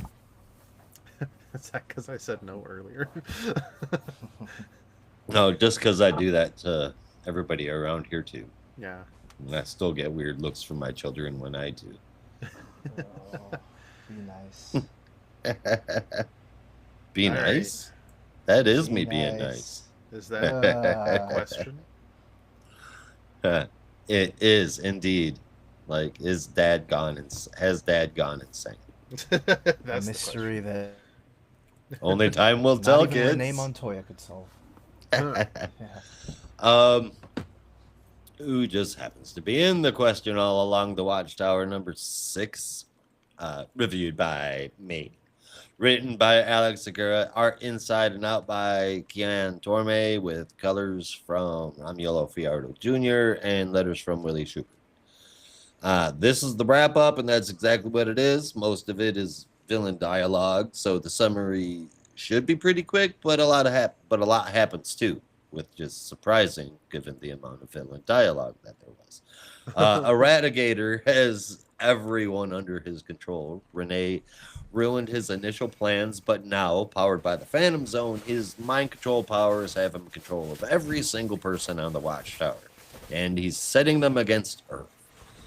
He's keeping Renee busy by sending Vic after her. She shoots him with the Phantom Zone gun as a last resort, and it doesn't transport him there. It knocks the mind control out of him instead. Right as Henshaw is about to unleash the heroes, Renee, her new dog Crispus, and Vic drop in from above out of a vent. And that's when Eradicator cuts Henshaw off from his Phantom Zone power. As the heroes run to give Renee some backup, she slips on her Green Lantern ring, grabs Henshaw with the light construct, and launches him like a missile straight to Earth, I guess. Maybe the moon. Honestly, I can't tell. Probably the moon. I think it looked like more into deep outer space. Just send him off into the void. It looked like he got launched into some kind of round object, but like definitely away. Mm-hmm. It ends with Renee accepting that she too needs friends and that's okay to rely on them. Her watchtower task force, consisting of herself, both Blue Beetles, Animal Man, Batwoman, and of course Crispus, were promised that her adventures continue in Justice League Unlimited and across the DC universe, and that better be true, damn it. I've enjoyed this series, and though I'd like to read something that was an even deeper mystery / detective story, I also want to see a book with Renee leading this team of heroes. I enjoyed it, and I want to read more. That must mean that the writing was good. And as far as the art goes, I'm going back and I'm looking through it, right? It's nearly flawless overall. A hell of a run, a hell of an issue. I'm going to give this an 8.5 out of 10. For a near flawless run and near flawless issue, and a story you love near immensely. flawless art in an issue. It's definitely got its weak points. Okay. I mean, I could go through and I mean, you just raved like, about this thing for 2 minutes, and then you're like 8 points. there's weak points. Okay, for example, when the Eradicator launches Question from one side of the Watchtower all the way across the other, and she's softened by a cushion at the very last second. That was weak as fuck. There's just a lot of shit. But I think that had something to do with whatever the button Jaime pushed is, because she mentioned she felt like she was caught by something. Yeah, and I think that a lot of things just kind of happened conveniently. So it was a really good, fun time. I would like to read more of the Question. I would like to read more of the Question and her team. And but yeah, this definitely did have some flaws in it. But this issue, 8.5 out of 10. I have an idea about where the Question. I don't grade come on with the 10 out of 10s. How often does that happen? How often is it 9.5 happen? 9 or something? Nah. With how much you were raving about it. No, I have an idea about where the Question could pop up next. In Detective Comics, in a solo issue. No Batman. No Batman. Question and her team. Yeah, I'd be down with that. Yeah. I'd be down with that, like, anytime. Mm-hmm. I don't even know what a story would look like with the Question leading both Blue Beetles, Animal Man, Batwoman, and a trained attack dog. But I'm down. Yeah. I wanna explore this. And you know who I think I want to write it? Jeff Lemire. Ooh. Shivers. Oh, I like it. But I was thinking, instead of the team, both Questions. Renee and Vic. With Crispus. But not the whole team? Written by Jeff Lemire. Ooh. Okay, so if I have if there's just Vic and Renee, mm-hmm. which if Renee's in the book with Vic, it's going to be Renee and Charlie. Because because that's what she calls Vic. Fair. But if that's, I want it written by Ed Brubaker. It's got a it's a good way to put it. Brandon is awful quiet for such a interesting question. Yeah. I think he left us. Yeah. Well, I'll talk about the question all on the Watchtower in the meantime. I really liked it. Please do. I love Cyborg Superman as a villain. I've been no stranger to saying that, so I was really happy to see him. Didn't like the design of him in this issue. Whole time. I could hear you the whole time. I just had to put some stuff away in the kitchen. Fair enough. If you were expecting me to gasp at the Ed Brubaker reveal, I will not, because we both know that will never happen in a million years. It would take an act of God to get him to work for DC again. I know, but I mean, look what we've got Dan Slott and writing at DC for crying out loud. We've got Mark Waid. We got Mark Waid writing Superman. I mean, okay, well, that weirder was a little more shit far-fetched, has but happened. We are reviewing 2 DC stories by Al Ewing this week. There you go. Like, well, what? Okay, my defense is they're all still working in superhero books. I don't think Ed Brubaker's written a superhero book since 2013. But if it's the questions, Stranger it wouldn't things have happened. to be. And according to Grant Morrison, they haven't done it since 2008. What's your point? Oh my god. What does that mean? Did they really say that? No, but like, how many times has Grant Morrison, as you pointed Oh, out, how many Lord. times has Grant Morrison said he's No, that's walking true. away? That's true. Stranger things have happened. Yeah. And yes, you're right. Actually, the Al Ewing thing we'll get to.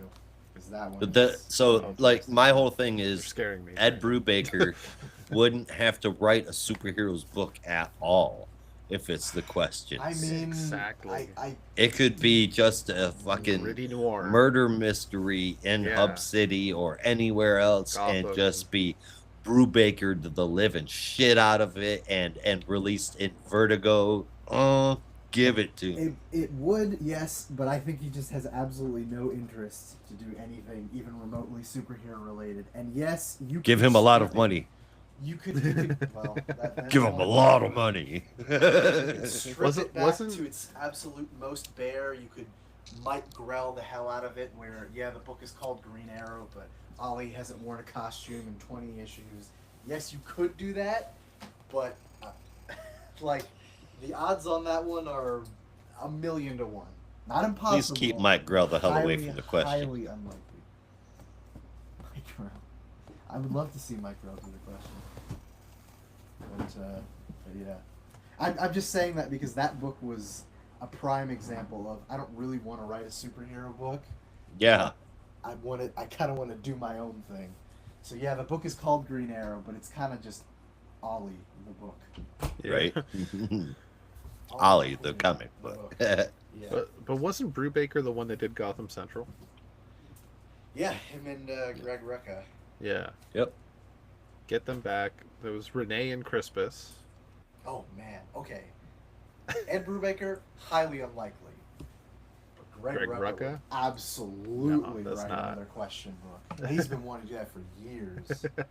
Not a backup, not a Would it be? feature in the Lois Lane series, like a full question book. Yeah. You're not Now that I can see happening. Wrong. changing my mind on the team with the Beatles and Animal Man, etc. But 2 questions. Greg Rucka would be awesome. That's a statement, not a question. I know. No. Oh, damn it. In this episode, Rob fucks with Josh for 2 hours.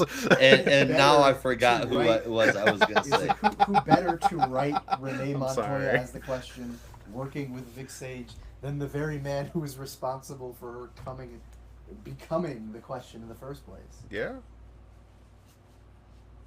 That would be quite a... I mean, I'm not arguing with that. Wait, I had was that Rucka?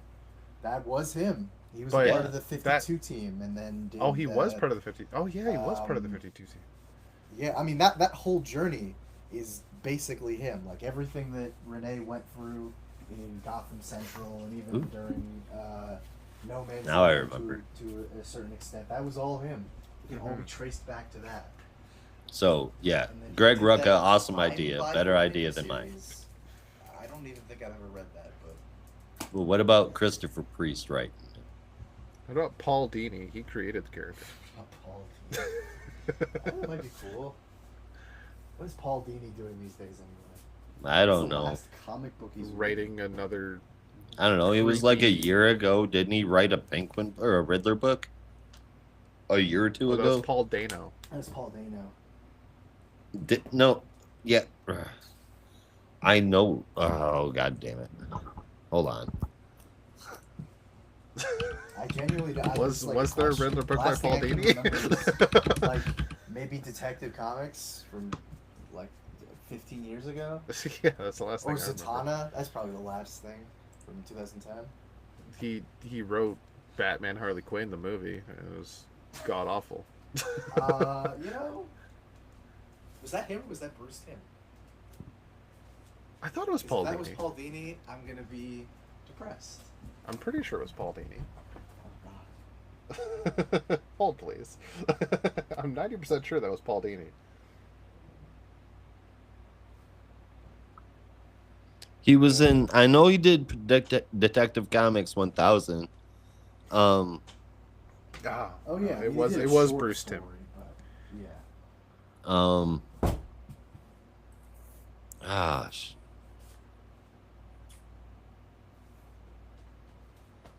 That's gonna drive me nuts. Yeah, I want to say the last time he had a series was Zatanna, but I could be wrong. Yeah, a series I can't even remember. Damn it. All right. Well, I must be confusing him with Dano. Now I feel dumb. All right, but regardless. It's an easy mistake to make. The names are very similar.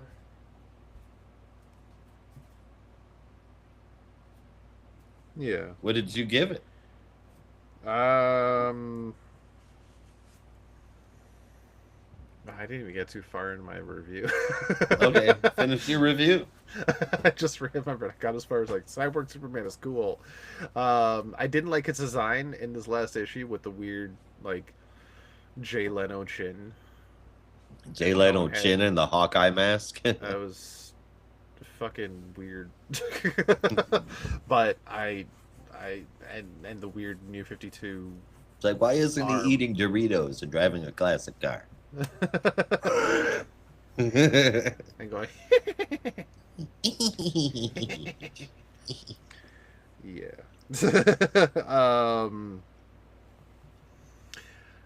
I apart from that, I love the fucking issue. It was a really good ending, wrapped things up pretty nicely. I want more question stories, and you know what? If we're gonna get a book about the question, why not Tom Segura? Because I think he did a really good job with this one. So Yeah. hell yeah, I Yeah, love he that did. this Yes, guy he did. did. Indeed. Yes, he did. So with that, I'm gonna give this an 8.5. Yeah, But also, I don't, please give have- me Jeff Lemire with the team. Yeah, I don't have too much more to add. I don't know. I don't know if I'd want to see Jeff. I mean, I know he looked clearly. We all read The Many Deaths of Vic Sage. God, that book feels so old now. What the fuck? I'm Isn't losing it? I'm losing track. No, this issue pretty solid. Sad to see this book go, as I always love having a little question to read in my life. I agree with some of the designs. Was not super keen on that. Hope that does not stick around should this book ever get a sequel. But no, aside from that, just really solid stuff, and very solid conclusion. Not perfect, like Josh said, but enjoyable enough. I look forward to getting to reread this one soon. So 8.25 out of 10 for me. Yeah, when this comes out as a trade, it's gonna be good. It's Yeah. gonna be really good to read it through all the way through. I think so, anyway. Mhm. Most certainly. Okay, so it looks like the last thing that Paul Dini actually wrote was some odd issues of Batman and Batgirl after Rebirth. Really? Damn. He just wrote something in Creep Show has this new anthology shit that's coming out. He just wrote something for Oh, them. Oh, I didn't realize it had been so long. To be freezing. The holiday special from 2021. Oh, okay. And he did do a Riddler book. Sorry to interrupt, Josh, but it was Batman Arkham, the Riddler. Ah, okay. In When was that? Yay. 2015, something like that. Tying in with the games, I think. Oh, huh. Because he wrote the Arkham games. Right, yeah. Oh, I completely forgot about that. There was a I hope whole he didn't bunch write of Arkham books Knight, that tied into it. That story was ass. Which Tell me how you really feel. which story are we talking That about? story was That's ass. Arkham Knight. Most of the other ones are Arkham great. Knight? Arkham Asylum is great, even Yeah. if it is.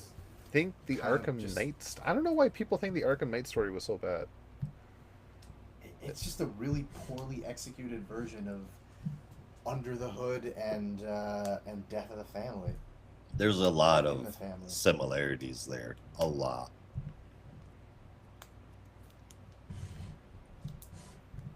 But, Yeah, but, but buddy. Brandon, have you talked about the book yet? I did. You did? Literally, to quote Chris Traeger, just did my score. I Oh, approve of the Bart Sanchez. Fair enough. And Bart Pimpson even. All right, well, I guess we should probably move on then, right? Yeah. Past Bart Sanchez even. Batman Superman World's Finest 2025 Annual #1.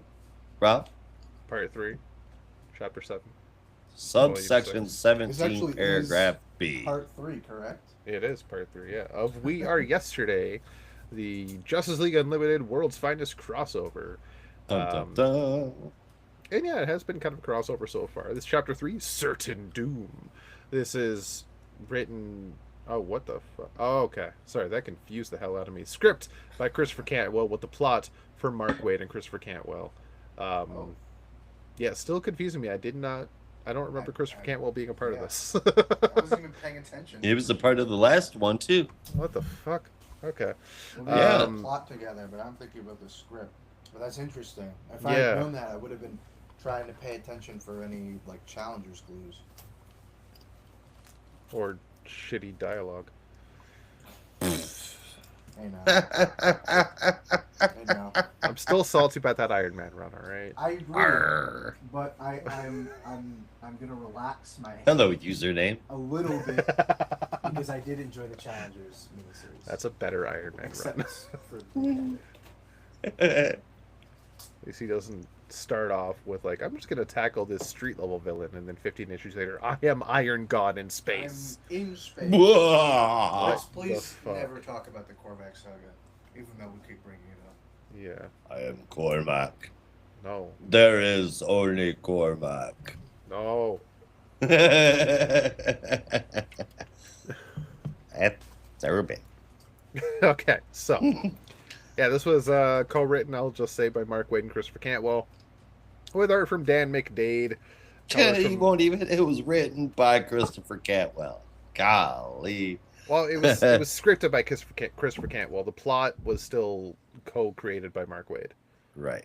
Yeah, so it was like, yeah, it was written down by Christopher Cantwell, but like a lot of it was still involving Mark Waid. That's why I was like, essentially they both wrote it. Carry on, my dear Yeah. friend. Colors from John Cleese. Where's the letters? Oh, there it is. Letters from Steve Watts. Like, wait a minute, this doesn't make sense. Cover from Dan Mora. There is a secondary story that I guess I missed.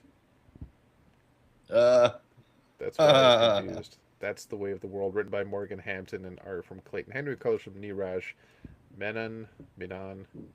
I got to the last page and then I closed the book. Oh Oh shit. no! Well, okay. Well, Whoops. that wasn't. Detective Comics had backups too, right?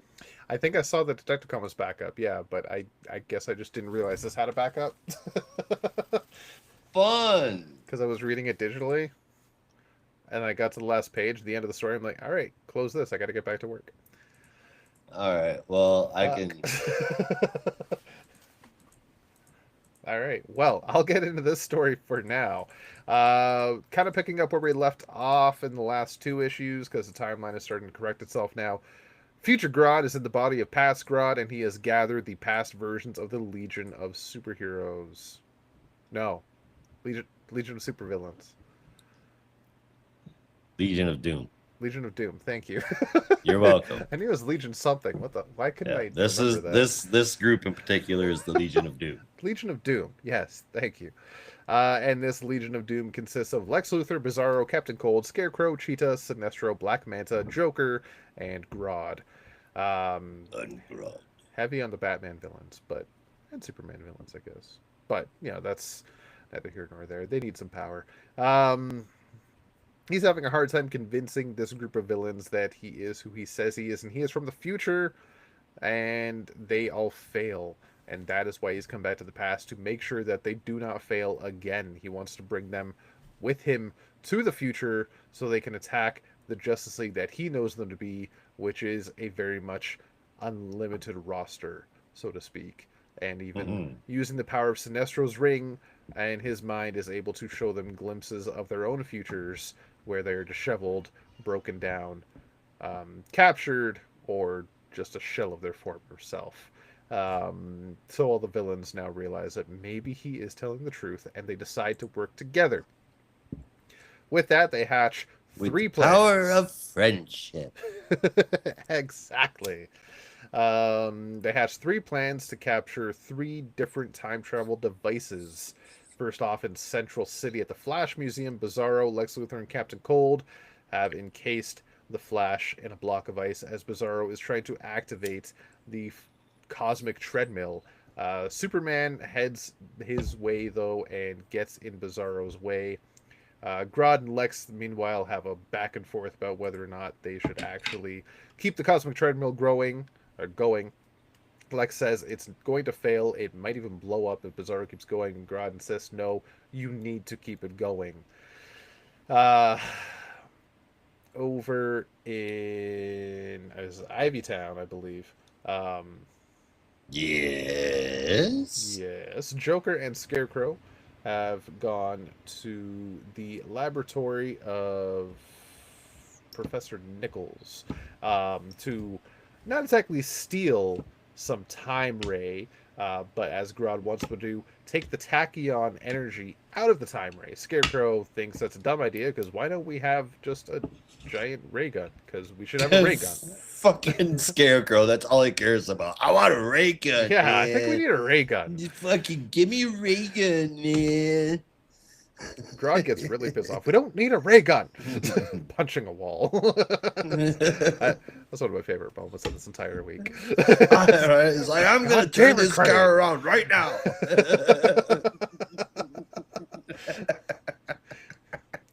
Don't need the Justice League capturing us because you stole a ray gun. Just do what I say, damn it. You son of a bitch.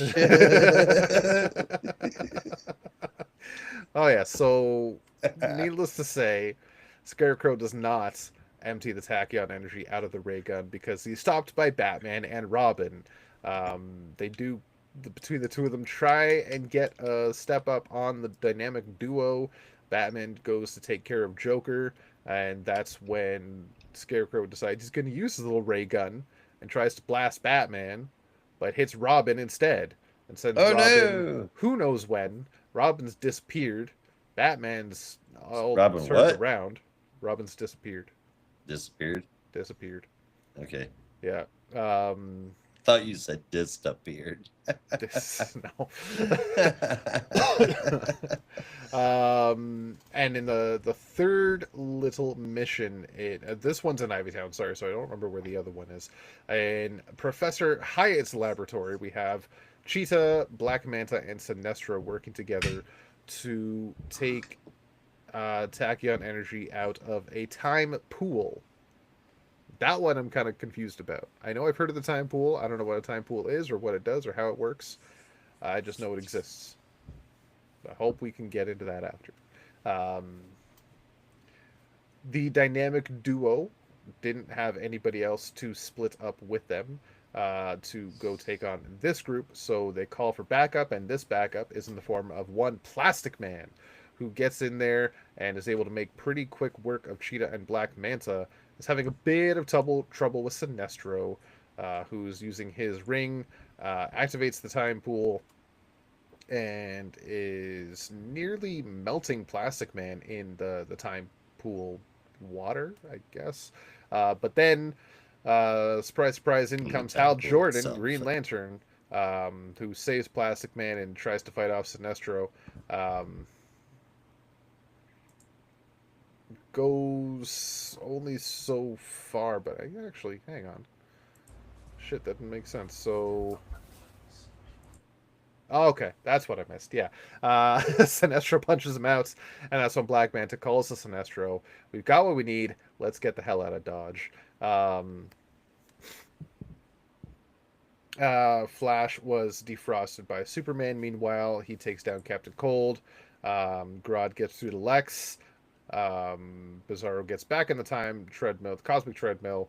They head out, and then the villains get away.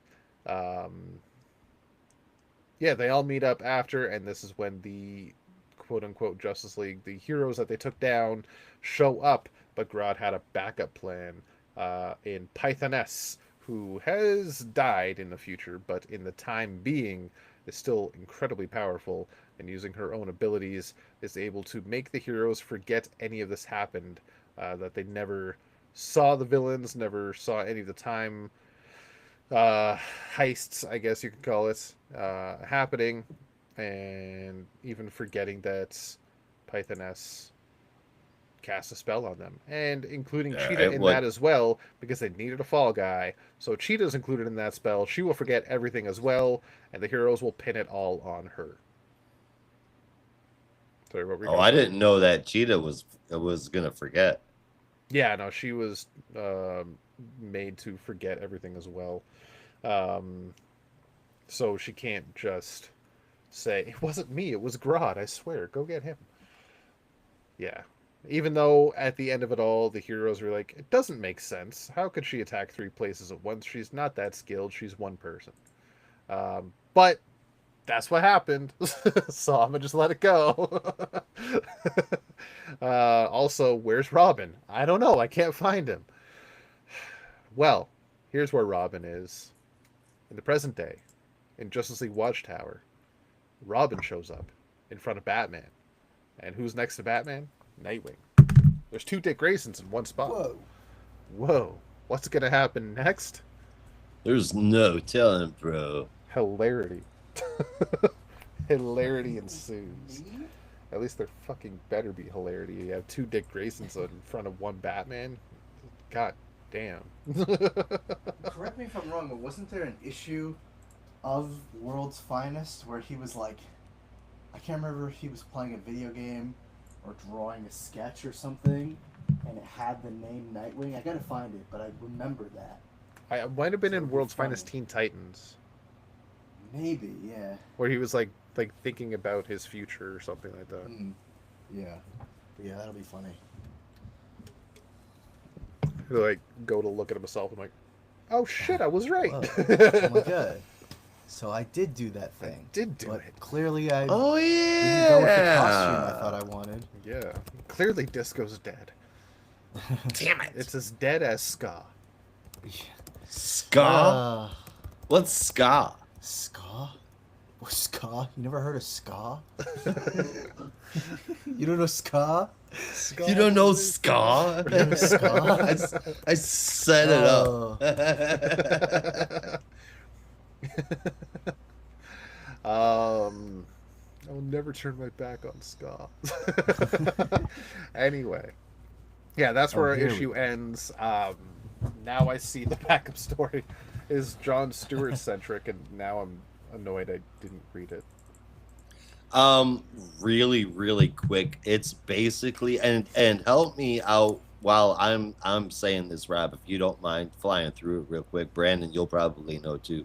I don't know if this is a retcon, if this is just an addition, or just a cool little story. But basically, it is we're seeing John and how Ellie kind of defended him, even though he was her older brother until he was able to get the braces off. Unfortunately, that didn't happen until after Ellie passed away.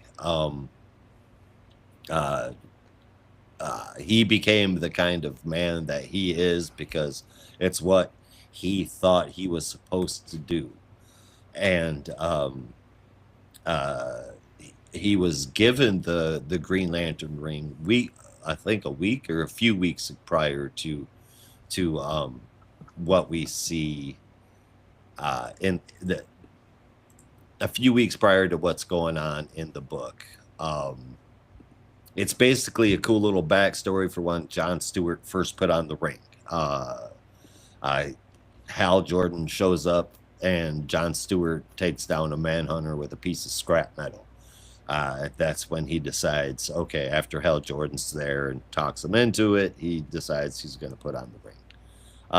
I feel like we've already read when John Stewart first put the ring on, but I don't know. I mean, For what this was, yeah, it was an in his okay first story. appearance. I mean, You can just read Green Lantern 86? 87? 87. I think? 87? 87. Okay. The art was good. That's pretty much the second part of the book there. I gave the second part of the book probably a 7 out of 10. It was enjoyable. I didn't remember exactly if we'd seen this particular point in time, so I didn't have any prejudice going on towards it. Lucky it. I think the first part was done pretty well. Good dialogue, good story of who, how, what, where with the villains. And now with Bruce getting double dicked, who knows where it's going to lead. I enjoyed the art, I enjoyed the story, and I enjoyed giving it a 7.5 out of 10. Altogether, 7.25 out of 10. I'm sorry? Did you have to say it like that? Say what, like what? Bruce getting double dicked. What's wrong with Bruce? Oh, you dirty pervert. Oh my You were goodness. laughing as you said it. absolutely You know know what what you're happened. doing. You Okay, did you that on must have been. purpose. Yeah. You forget Yeah, you that have time the you camera got on. me. And flipping through the backup with Jon Stewart, it does look, yeah, it's basically his origin, even from when he was a kid. So it's a cool little tidbit to see. I don't know that we've seen that deep into his history before. And it does look like a pretty big retcon of Green Lantern number 87. It explains why he trusts Ellie to do so much. Yeah. Well, I don't The know if it's a constructs that he retcon makes of now. 87. It's more Well, just like a kind of a Add-on? unseen chapter. Yeah, like an add-on, basically. You can think of this as a moment between John's subsequent appearances in Bronze Age Green Lantern issues and his first appearance in Green Lantern 86. Oh, okay. So that was going to be a follow-up question, because 87, I'm sorry. I'm kind of fuzzy about where he got the ring in this. So this is like an addition to Green Lantern. This like technically takes place Yeah. after Green Lantern 87. Yeah, at the end it says that he had gotten Hal says the they ring were already. there for Hal Right. says like they were there for you. So they've already had that whole spiel where Jon Stewart is, doing the He's been how do chosen. I say this? Oh yeah, he's already been chosen. Oh, okay. Yeah. I don't want to be a hero. Although Too I don't bad. want to do it. I will say I want to do it. it's not a retcon, but I will say It's a John. fleshing out. Well, no, not so much fleshing out. I was gonna say it almost feels like they. I have to be careful with how I say this, but No, you don't. it almost feels like they like neutered John a little bit. I mean, I think it was intentional to show that he had a bit more of a sensitive side, as you know, a young boy, and sort of built this image of himself. But like when you read Green Lantern '87, He the was John that you angry. meet is very angry, and he's all up in people's faces. And Yeah. seeing him in conversation with Hal in this issue, I'm like, he seems a lot more reserved than he was when he first met Hal, and he's like, "Man, fuck your stupid Green Lantern rules. I'm gonna do it my way." Well, Yeah. you heard it here first, listeners. Brandon says DC cut John Stewart's balls off. I said nothing of the sort. I think they just toned down his character a little bit this one. No, they definitely did, but like that's I think it's also a difference of the times where like back then, John Mm, Stewart being very angry at the situations that were going on, a lot of the tones that were being placed in Green Lantern '87 as well fit the time, fit the story. And while a lot of that stuff is happening, it's not necessarily the focus of this story, mm, yeah. right? No, So I that agree. I agree. yeah.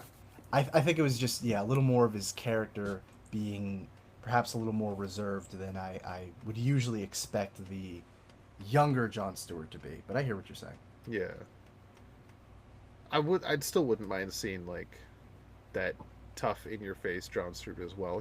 He's definitely So, become a little bit more reserved over the years. Writers so have written him a little calmer than he Yeah, used to be, and I think we need to get back to that yeah. Well, get it back to almost felt Angry like they John. were, a it little felt bit. like they were going in that direction a little bit, but maybe it's just the limitation of the short story, because they want his like interior monologue is that he kind of constructed this identity of who he thought he was supposed to be. And I think that could have been a way to be like that whole braggadocious in your face persona that he had with Hal, well, you know, being kind of justified because Hal was a little stodgy at the time, was also just sort of this version of himself that he created, but they didn't really go into that here. But I don't know. Maybe if they had more stories like this, that could be something they explore. Yeah. And I think what we need is less, not so much angry John Stewart, but more tough guy John Stewart. Yeah. Like when it comes to willpower, he's the standoffish. He's like, you're not going to push me around. Yeah. The I stubborn kind of John feel Stewart. like we've got that. I Not don't not think to he the should be same degree. cocky. No, Yeah, not cocky. not Not like cocky. Cosmic Odyssey John Stewart. No. More like Although, Green Lantern or Justice League animated series John Stewart. yes, yeah. Yeah. Although I might have said this before, I can't remember. But do you guys know the backstory of, or does anyone know the backstory of like why John Stewart was all like braggadocious in Cosmic Odyssey? No. No. I have to back this up, but apparently when Jim Starlin was doing that series, he wanted to use Guy Gardner, and at Oh some point yeah. DC was like, "Yeah, no, we're not gonna let you use Guy because he's in JLI, and we don't want there to be a conflict or something like that." So they Yeah. end up using John, who was just in Green Lantern Corps at the time, and his personality was all over the place because that dialogue was originally intended to be for Guy. Um, Hmm. but it makes you think. Seems Like, weird. can you Makes imagine sense, Guy with the trauma of what was the planet's name? It starts with an X. It's not Xandar. Zanshi. Xanthi. Yeah. Yeah. Can you imagine Guy with the trauma of blowing up Xanthi? Anyway, something to think about. But He'd drink the whole bar. He'd drink the whole bar. um.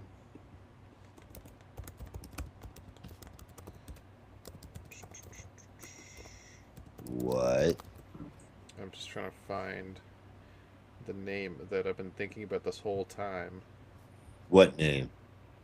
That Julie Schwartz had for John Stewart before Neil Adams stepped in and be like, that's stupid. That's it. Lincoln Washington. oh, my Lincoln, God, Washington? that is the most Yeah. stereotypical name ever. Imagine Jesus. if that was the name that ended up, Oh, and Julie Schwartz had his way.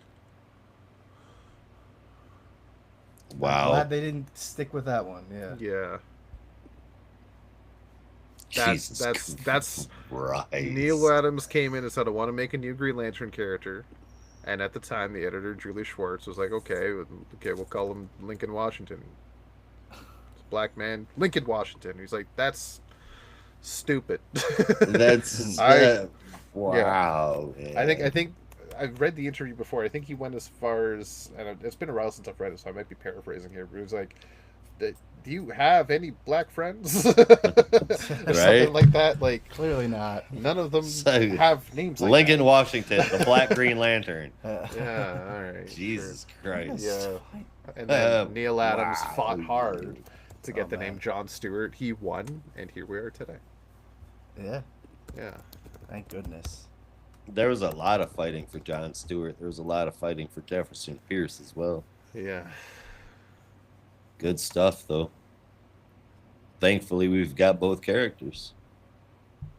Actually, there's a funny line There we go. in that Neil Adams interview. Said Julie said, "Okay, you pick a name," and Adams goes, "Okay, fine, John Stewart." And he goes, "How would I know he was going to become a late night comedian?" Hilarious. Yeah. I mean, yeah, you can't really tell the future. That didn't happen for like what 20 years. So. Yeah. What are you but gonna anyway. do? So yeah, that's the backup. Interesting. I got to give it like a solid read through. The main story, quite interesting stuff. Kind of like finishing up the catch up to where we know the story to be, and giving us the backstory on Grodd. Took 3 parts. Now we have 3 more parts to actually get the story. Fair enough. When I mentioned Christopher Cantwell and look out for stupid dialogue, I forgot about that whole part of, well, yeah, she was in 3 places at once, but it was her. Okay. That I hate that. I hate that part so much. That's just like a hand wave the problems away. Okay, whatever. That definitely feels like a Christopher Cantwell story beat, but it's like Mark Waid comes. I got this great character from 30 years ago we could use to help solve this issue we have. Christopher Cantwell's like, leave it to me. Thank you. Typical. God. Anyway, his challenges run was great, but Yeah. yeah. It can't all be winners, I guess. No. But yeah, so that's apart from that, I really enjoyed the issue. I really hate that little bit at the end there of how they explain away the time heists. It's just kind of nuts to me. But I'm excited to see what's going to happen with the 2 Robins and what time travel shenanigans they're going to pull out of their ass to explain why Batman and Dick don't remember any of that happening. Mhm. So Some kind of memory wipe, I'm sure. I guess. It must be. So yeah, I'm going to give it. I'll give it an 8. I hated that Give one it an part. 80, says. I hated that one page, but I like the rest of the issue, so it's getting an 8. Nice. And my, from you.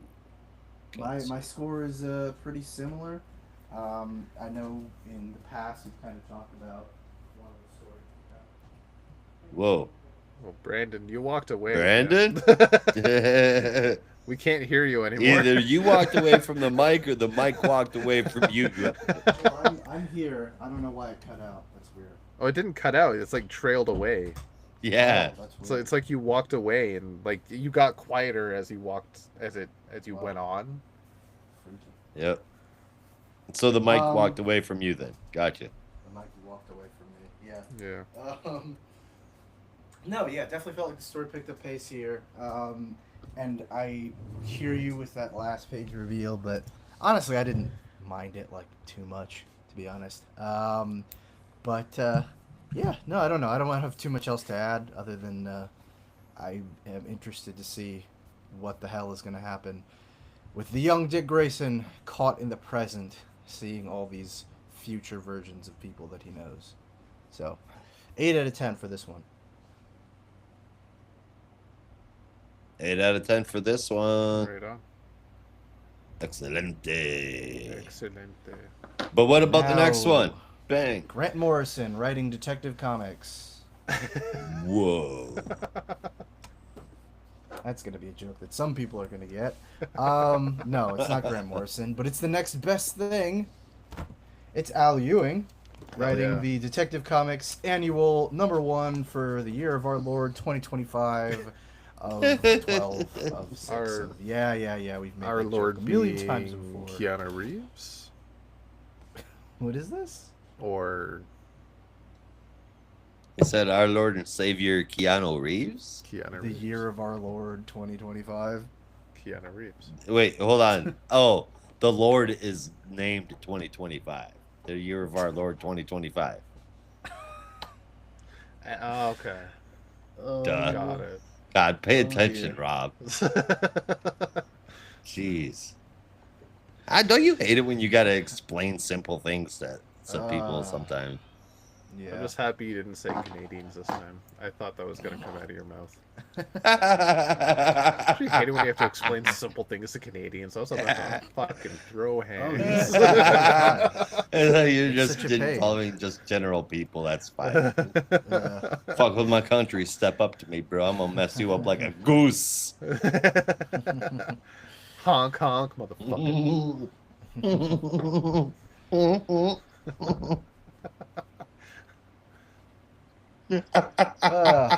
Anyway. Taking a drink of Oh, Coke. Lord. Yeah. Like honk, honk, honk, honk, honk.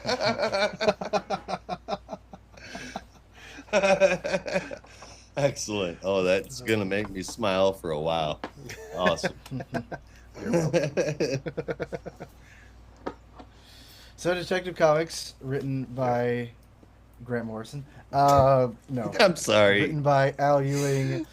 With I just art want to. from- I just want to draw attention to the comment on YouTube that popped in a while ago What? that says "Comic Gate sucks" by a guy named Butt, and then he never said anything else. Yeah, Yeah, he said all he needed to say. I guess so. that's fair. Way to go, Butt. Yeah. All right. Thanks, Butt. All right, sorry, didn't mean to No. butt in. Didn't need to say anything else. He made the profound statement and left. Yep. It's kind of beautiful, actually. No, Detective Comics, written by Al Ewing with art from Stefano Raffaele, however you say that, John McRae, and Fico Ossio. With colors from Lee Lowridge, Triana Farrell, and Ulysses Areola, and letters from Tom Napolitano. This issue, titled "Batman Do Not Solve My Murder," is a kind of globe-trotting adventure, you could say, as In a the way. Dark Knight attempts to solve the mystery of a man killed in a locked room with seemingly no intruders. So our story begins with a man named, oh god, what was his first name? Cody Morse, who has been murdered in his secret underground bunker, which also has like a kitchen and a living room and reading room and all this other crazy shit that you could only afford if you were a tech billionaire. But the reason Batman is investigating it is because he's received a rather strange music that is transmitted to him on a frequency that, through Morse code, or at least when translated into Morse code, spells out Batman, which obviously piques his interest and leads him to the secret man cave of one Cody Morse, only for him to find him dead. Batman investigates the scene, finding more and more clues, before ultimately using the voice command function to turn on several different rooms, starting with his, like, gaming room, making his way into the library, and finally into the kitchen, where after activating the automated function, the knives spring to life and begin to attack Batman.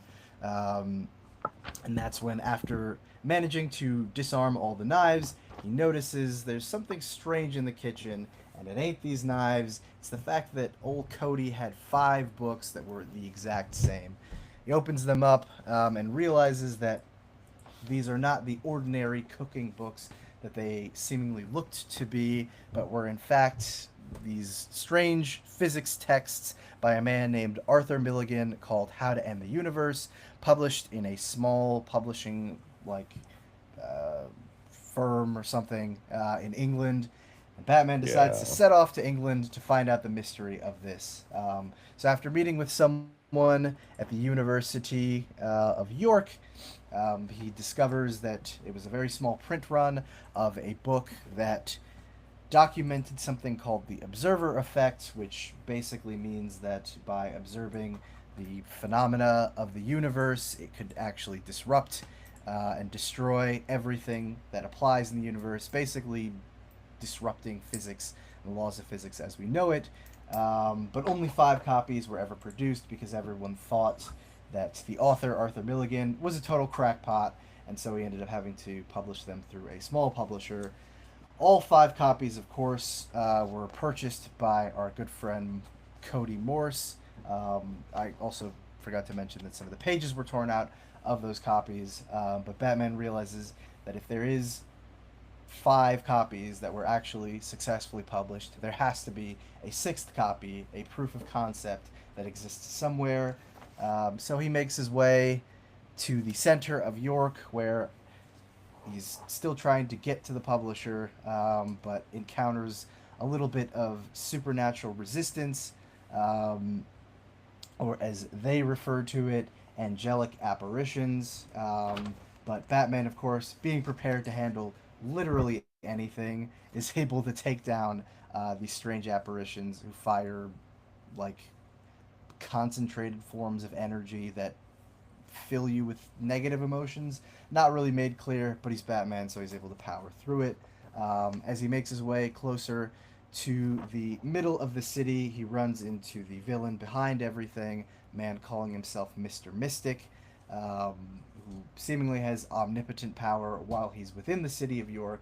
But Batman quickly deduces that there's some kind of loophole, so he turns and runs away, luring Mr. Mystic towards the outskirts of the city before revealing that if he had done his history a little bit, he would have realized that when the actual, like, early city lines were drawn, way back in the 11th century, the city ended like a few hundred yards from the place that they currently were in, meaning that his powers are no longer in any kind of effective state. So he's able to sock him, knock him out, and make his way to the publisher, where he discovers the original copy and is looking at the original pages before receiving a message that informs him to bring the book before one Dr. Sykes, the woman who helped him out at the University of York, is killed. Batman makes his way over to the chapel in York and takes down the guards regarding the place before coming face to face with the man behind the murder, a man by the name of Paul Breyer, the business partner of Cody Morse, and the man who sought the information that the book from Arthur Milligan had all this time about the observer effect and how to properly disrupt the world.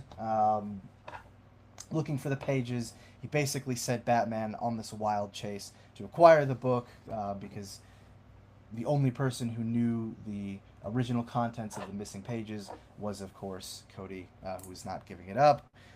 So he just used Batman to get the information that he needed before taking the page or threatening Batman, and then Batman giving up the page and using his phone to solve the algorithm, which then manifests in a moment, but not quite in the way that he had hoped for it to go, as physics and reality distorts, but only for a smaller radius around him and not the entire world. And Batman reveals, as Professor Sykes is kind of confused as to what just happened, that the missing pages, yes, do talk about how the observer effect could upend the physics of the entire world, but the page that Batman gave to him only contains information on how to disrupt the physics within a limited range, therefore trapping him within this weird, like, non-physics bubble. So Batman makes his way back to the States, hoping to find some way to eventually get Briar out of his weird non-physics bubble, but also begins to think about the greater implications of what might happen if someone were to actually solve and unleash the equation for the observer effect on the world. A sort of haunting image of great potential but also great catastrophe. And he notes that even though this case started with music, he's not quite sure how it will end. I can go straight into our backup story, or we can talk about the main story. What do you guys want to do? I'm good with either. I mean, I don't have. I wouldn't say I have a whole bunch to say about either one. Rob, Rob, are you muted?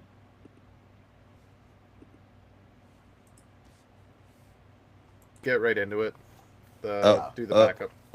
Yeah. Here, I It's short anyway. I unmuted can you. just- Oh, yeah, You were it's muted. short anyway. Our backup story titled David Rosales, seventh grader, or excuse me, Batman and David Rosales, seventh grader, the new dynamic duo that Gotham City needs. It's written by Joshua Hale Fialkov with art from Mike Norton, colors from Nick Filardi, and letters from Troy Terry. This short story features, you guessed it, David Rosales, a seventh grader at the public middle school 96, and he also just happens to be the president of Gotham Public School Middle School 96's Junior Batman Detective Club. God damn, that is a mouthful to read. He is trying to solve the mystery of why kids, after eating their presumably very crappy school lunches, are getting scared out of their wits, and he is deduced using his very Batman-like skills that Scarecrow is behind it. So he does his investigative work, going under a basement and looking for some strange liveries before Batman himself arrives, much to the shock of David. And David begins to reveal all the clues and discoveries that he's made, which unfortunately don't really add up to much, but actually show that he was right. Scarecrow was behind it, just not intentionally. As we find out that the school was built over an old Scarecrow lab, and some of the remnants from the lab have been leaking into the air vents, and that's basically what's been contaminating the students. David very sadly is like, well, does this mean we're gonna have to close the school down while they do repairs and everything? Because I don't really have any friends, and I was like, ooh, that cuts deep, because I was so that kid in seventh grade. But Batman, in a very You were solving kind mysteries in moment, seventh grade? I wish I was. Who I just wasn't? pretended like I was, but also didn't have that many friends. But that's neither here nor there. David, of course, is a little sad that he won't be able to solve mysteries at his school anymore. And Batman decides that, or Batman basically tells him, like, keep your chin up, kid. Like, you know, people will appreciate your smarts one day, which isn't very helpful. But after David tells Batman that he's basically just going to wait for the bus to come so he can head home to his parents, Batman decides to give him a ride home in style, letting him ride shotgun in the Batmobile as they cruise down from school into Gotham City. So, yeah, a solid issue all around. I was pretty excited for this one because I love Al Ewing, and obviously I love Batman, so I wanted to see very much what kind of crazy, mad story he would cook up for this one. And it was just a very solid, very well written, very interestingly executed detective story that leaves you with a bit of an open-ended, slightly unsettling ending. Exactly the kind of thing you might hope for in a Detective Comics annual. Because, my God, there is quite a bit of detective work in this one. But very interestingly done. And I'm also a sucker for a globe-trotting Batman. I think those are some of the coolest stories. So seeing him go to London and fight some of the local villains and just have to embark on this great mystery was super cool. So, yeah, I was super satisfied with this one, and I hope that maybe Al Ewing has some Dark Knight related projects in the future because I think Mhm. with a little bit more room and a little bit more space, it could get even crazier and even freakier, and even more like balls to the wall than this sort of straightforward mystery did. So I gave this one an 8.25 out of 10. Excellent. I think the first part was a hell of a story. Uh, um, Ewing did an amazing job. I got pulled right in and got stuck there. I think the whole thing swung through a good arc, and the art was freaking amazing. A great job from the entire creative team here. It almost felt like this was an oversized setup issue for an arc. Not that it didn't get wrapped up, but it is open ended. It could continue from here. And you know, I kind of hope it does. The second part was, I mean, honestly, I don't know. It looked good. It was your typical young kid comic story. Kid helps out Batman, learns valuable lessons, stay in school, don't do drugs. Um, it was okay. Nothing to write home about. For what it was, I would individually give it a 7 out of 10. An 8 out of 10 if it was actually released as a kid's book, kid's comic, excuse me, because of something that DC really needs to step their game up on and stop including them as backup issues in teen titles. Altogether, I'll give the issue an 8 out of 10. So this is another one that I didn't realize this was backup. Um, I knew it. I yeah, knew it. this week has been like, oh shit, this is absolute recording week. Okay, I got to read the absolute Okay. books. Yeah, So and when you read digitally, it is ridiculously easy and when you're reading on full screen to not realize that there's more. You just yeah, get to the part where it's like the next end. issue, and Yeah, then you're like, well, okay, back button. exactly. I also don't expect an annual to have a backup either, especially one Fair enough. that's relatively unrelated to the story as well. I would expect a Yeah. backup in like maybe a regular monthly book, but not an annual because the annuals tend to be like here's an oversized story or here's like a tie into the ongoing story or whatever, and that's typically it. It's really rare you get a backup in an annual. So, and then here we get two in 1 week. Like, what the Mm. fuck is going on? All right. Um, Yeah. Also, like I've been reading these either on break or to and from work, and it's a shorter trip to work, so I get time to read one issue. I get to the end of the story, or I finish my break, and then I'm like, okay, I gotta go. I don't have time to like even check to see if there's more, Mm-hmm. and then I Hmm. forget about it. And just go to the next book. It's like I gotta finish these books before showtime. It's like all right, so yeah, Just get in the habit of keep on clicking next until it says next book. yeah, I really should. That's what I've had to do. Yeah. I don't Mm. back out. I click until next book. That's what has to happen now. But the main story in this, Mhm. I absolutely loved it. Um, really shows that Al Ewing can write Batman in a Hmm. really good fashion. The Yep. three different art styles kind of jarred me a little bit. I wasn't in love with the art in the second story because it was so widely different from part one and three, that it kind of just threw me off a little bit. Not that it was bad, it's just very hard to grasp it in the same story, right? So that I didn't love. Um, and oh, Whoops, Brandon, you still alive? Yeah. all right, Good, good, good, good. good. Oh, so um, fun. the story was awesome. I think I said that. Al Ewing. I hope to see more. I don't think like it did read kind of open ended, but I think the open ending is can Batman use this to Oh stop time? shit. And we lost Brandon.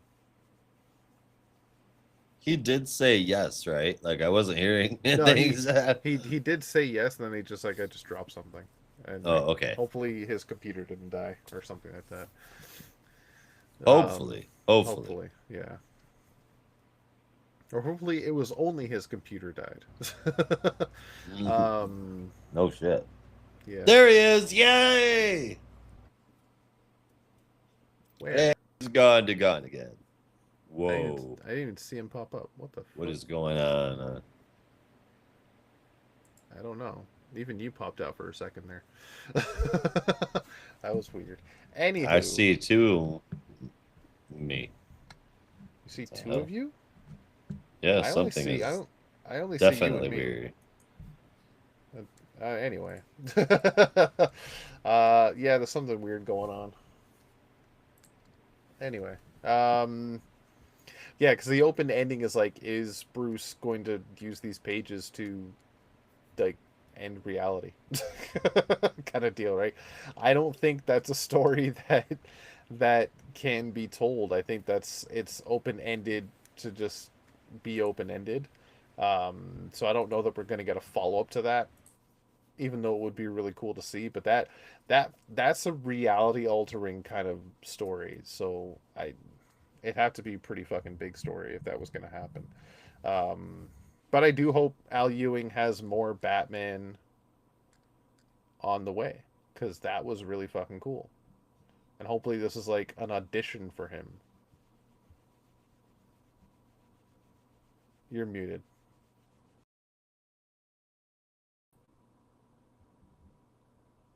Josh.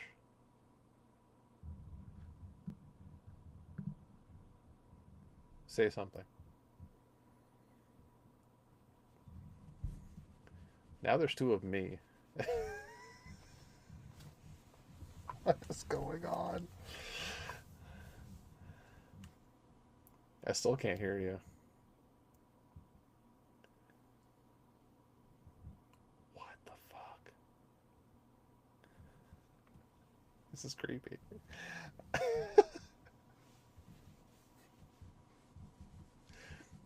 I don't like this.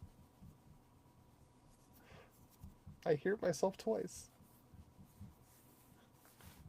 I see dead people.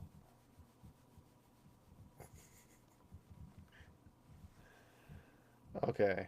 So for those that are still listening, you might be hearing me 3 times in one go, and it's weird. We're having technical difficulties. Echo. Deal. Okay. We are going to stop it for here because it is fucked up. So tune in to the absolute show. So we I don't like this. So we can give you our top 3 favorite moment of the week and favorite cover. So really quickly, in stereo, Josh, are you hearing 3 of me? No, I hear 3 of me. This is really weird. So, um, yeah, tune in next week for all the DC goodness. We got to get out of here, so you have to as well. Everybody's at home in the Geek Matrix. Nobody's alone. I don't remember what it is now. Anyway, peace.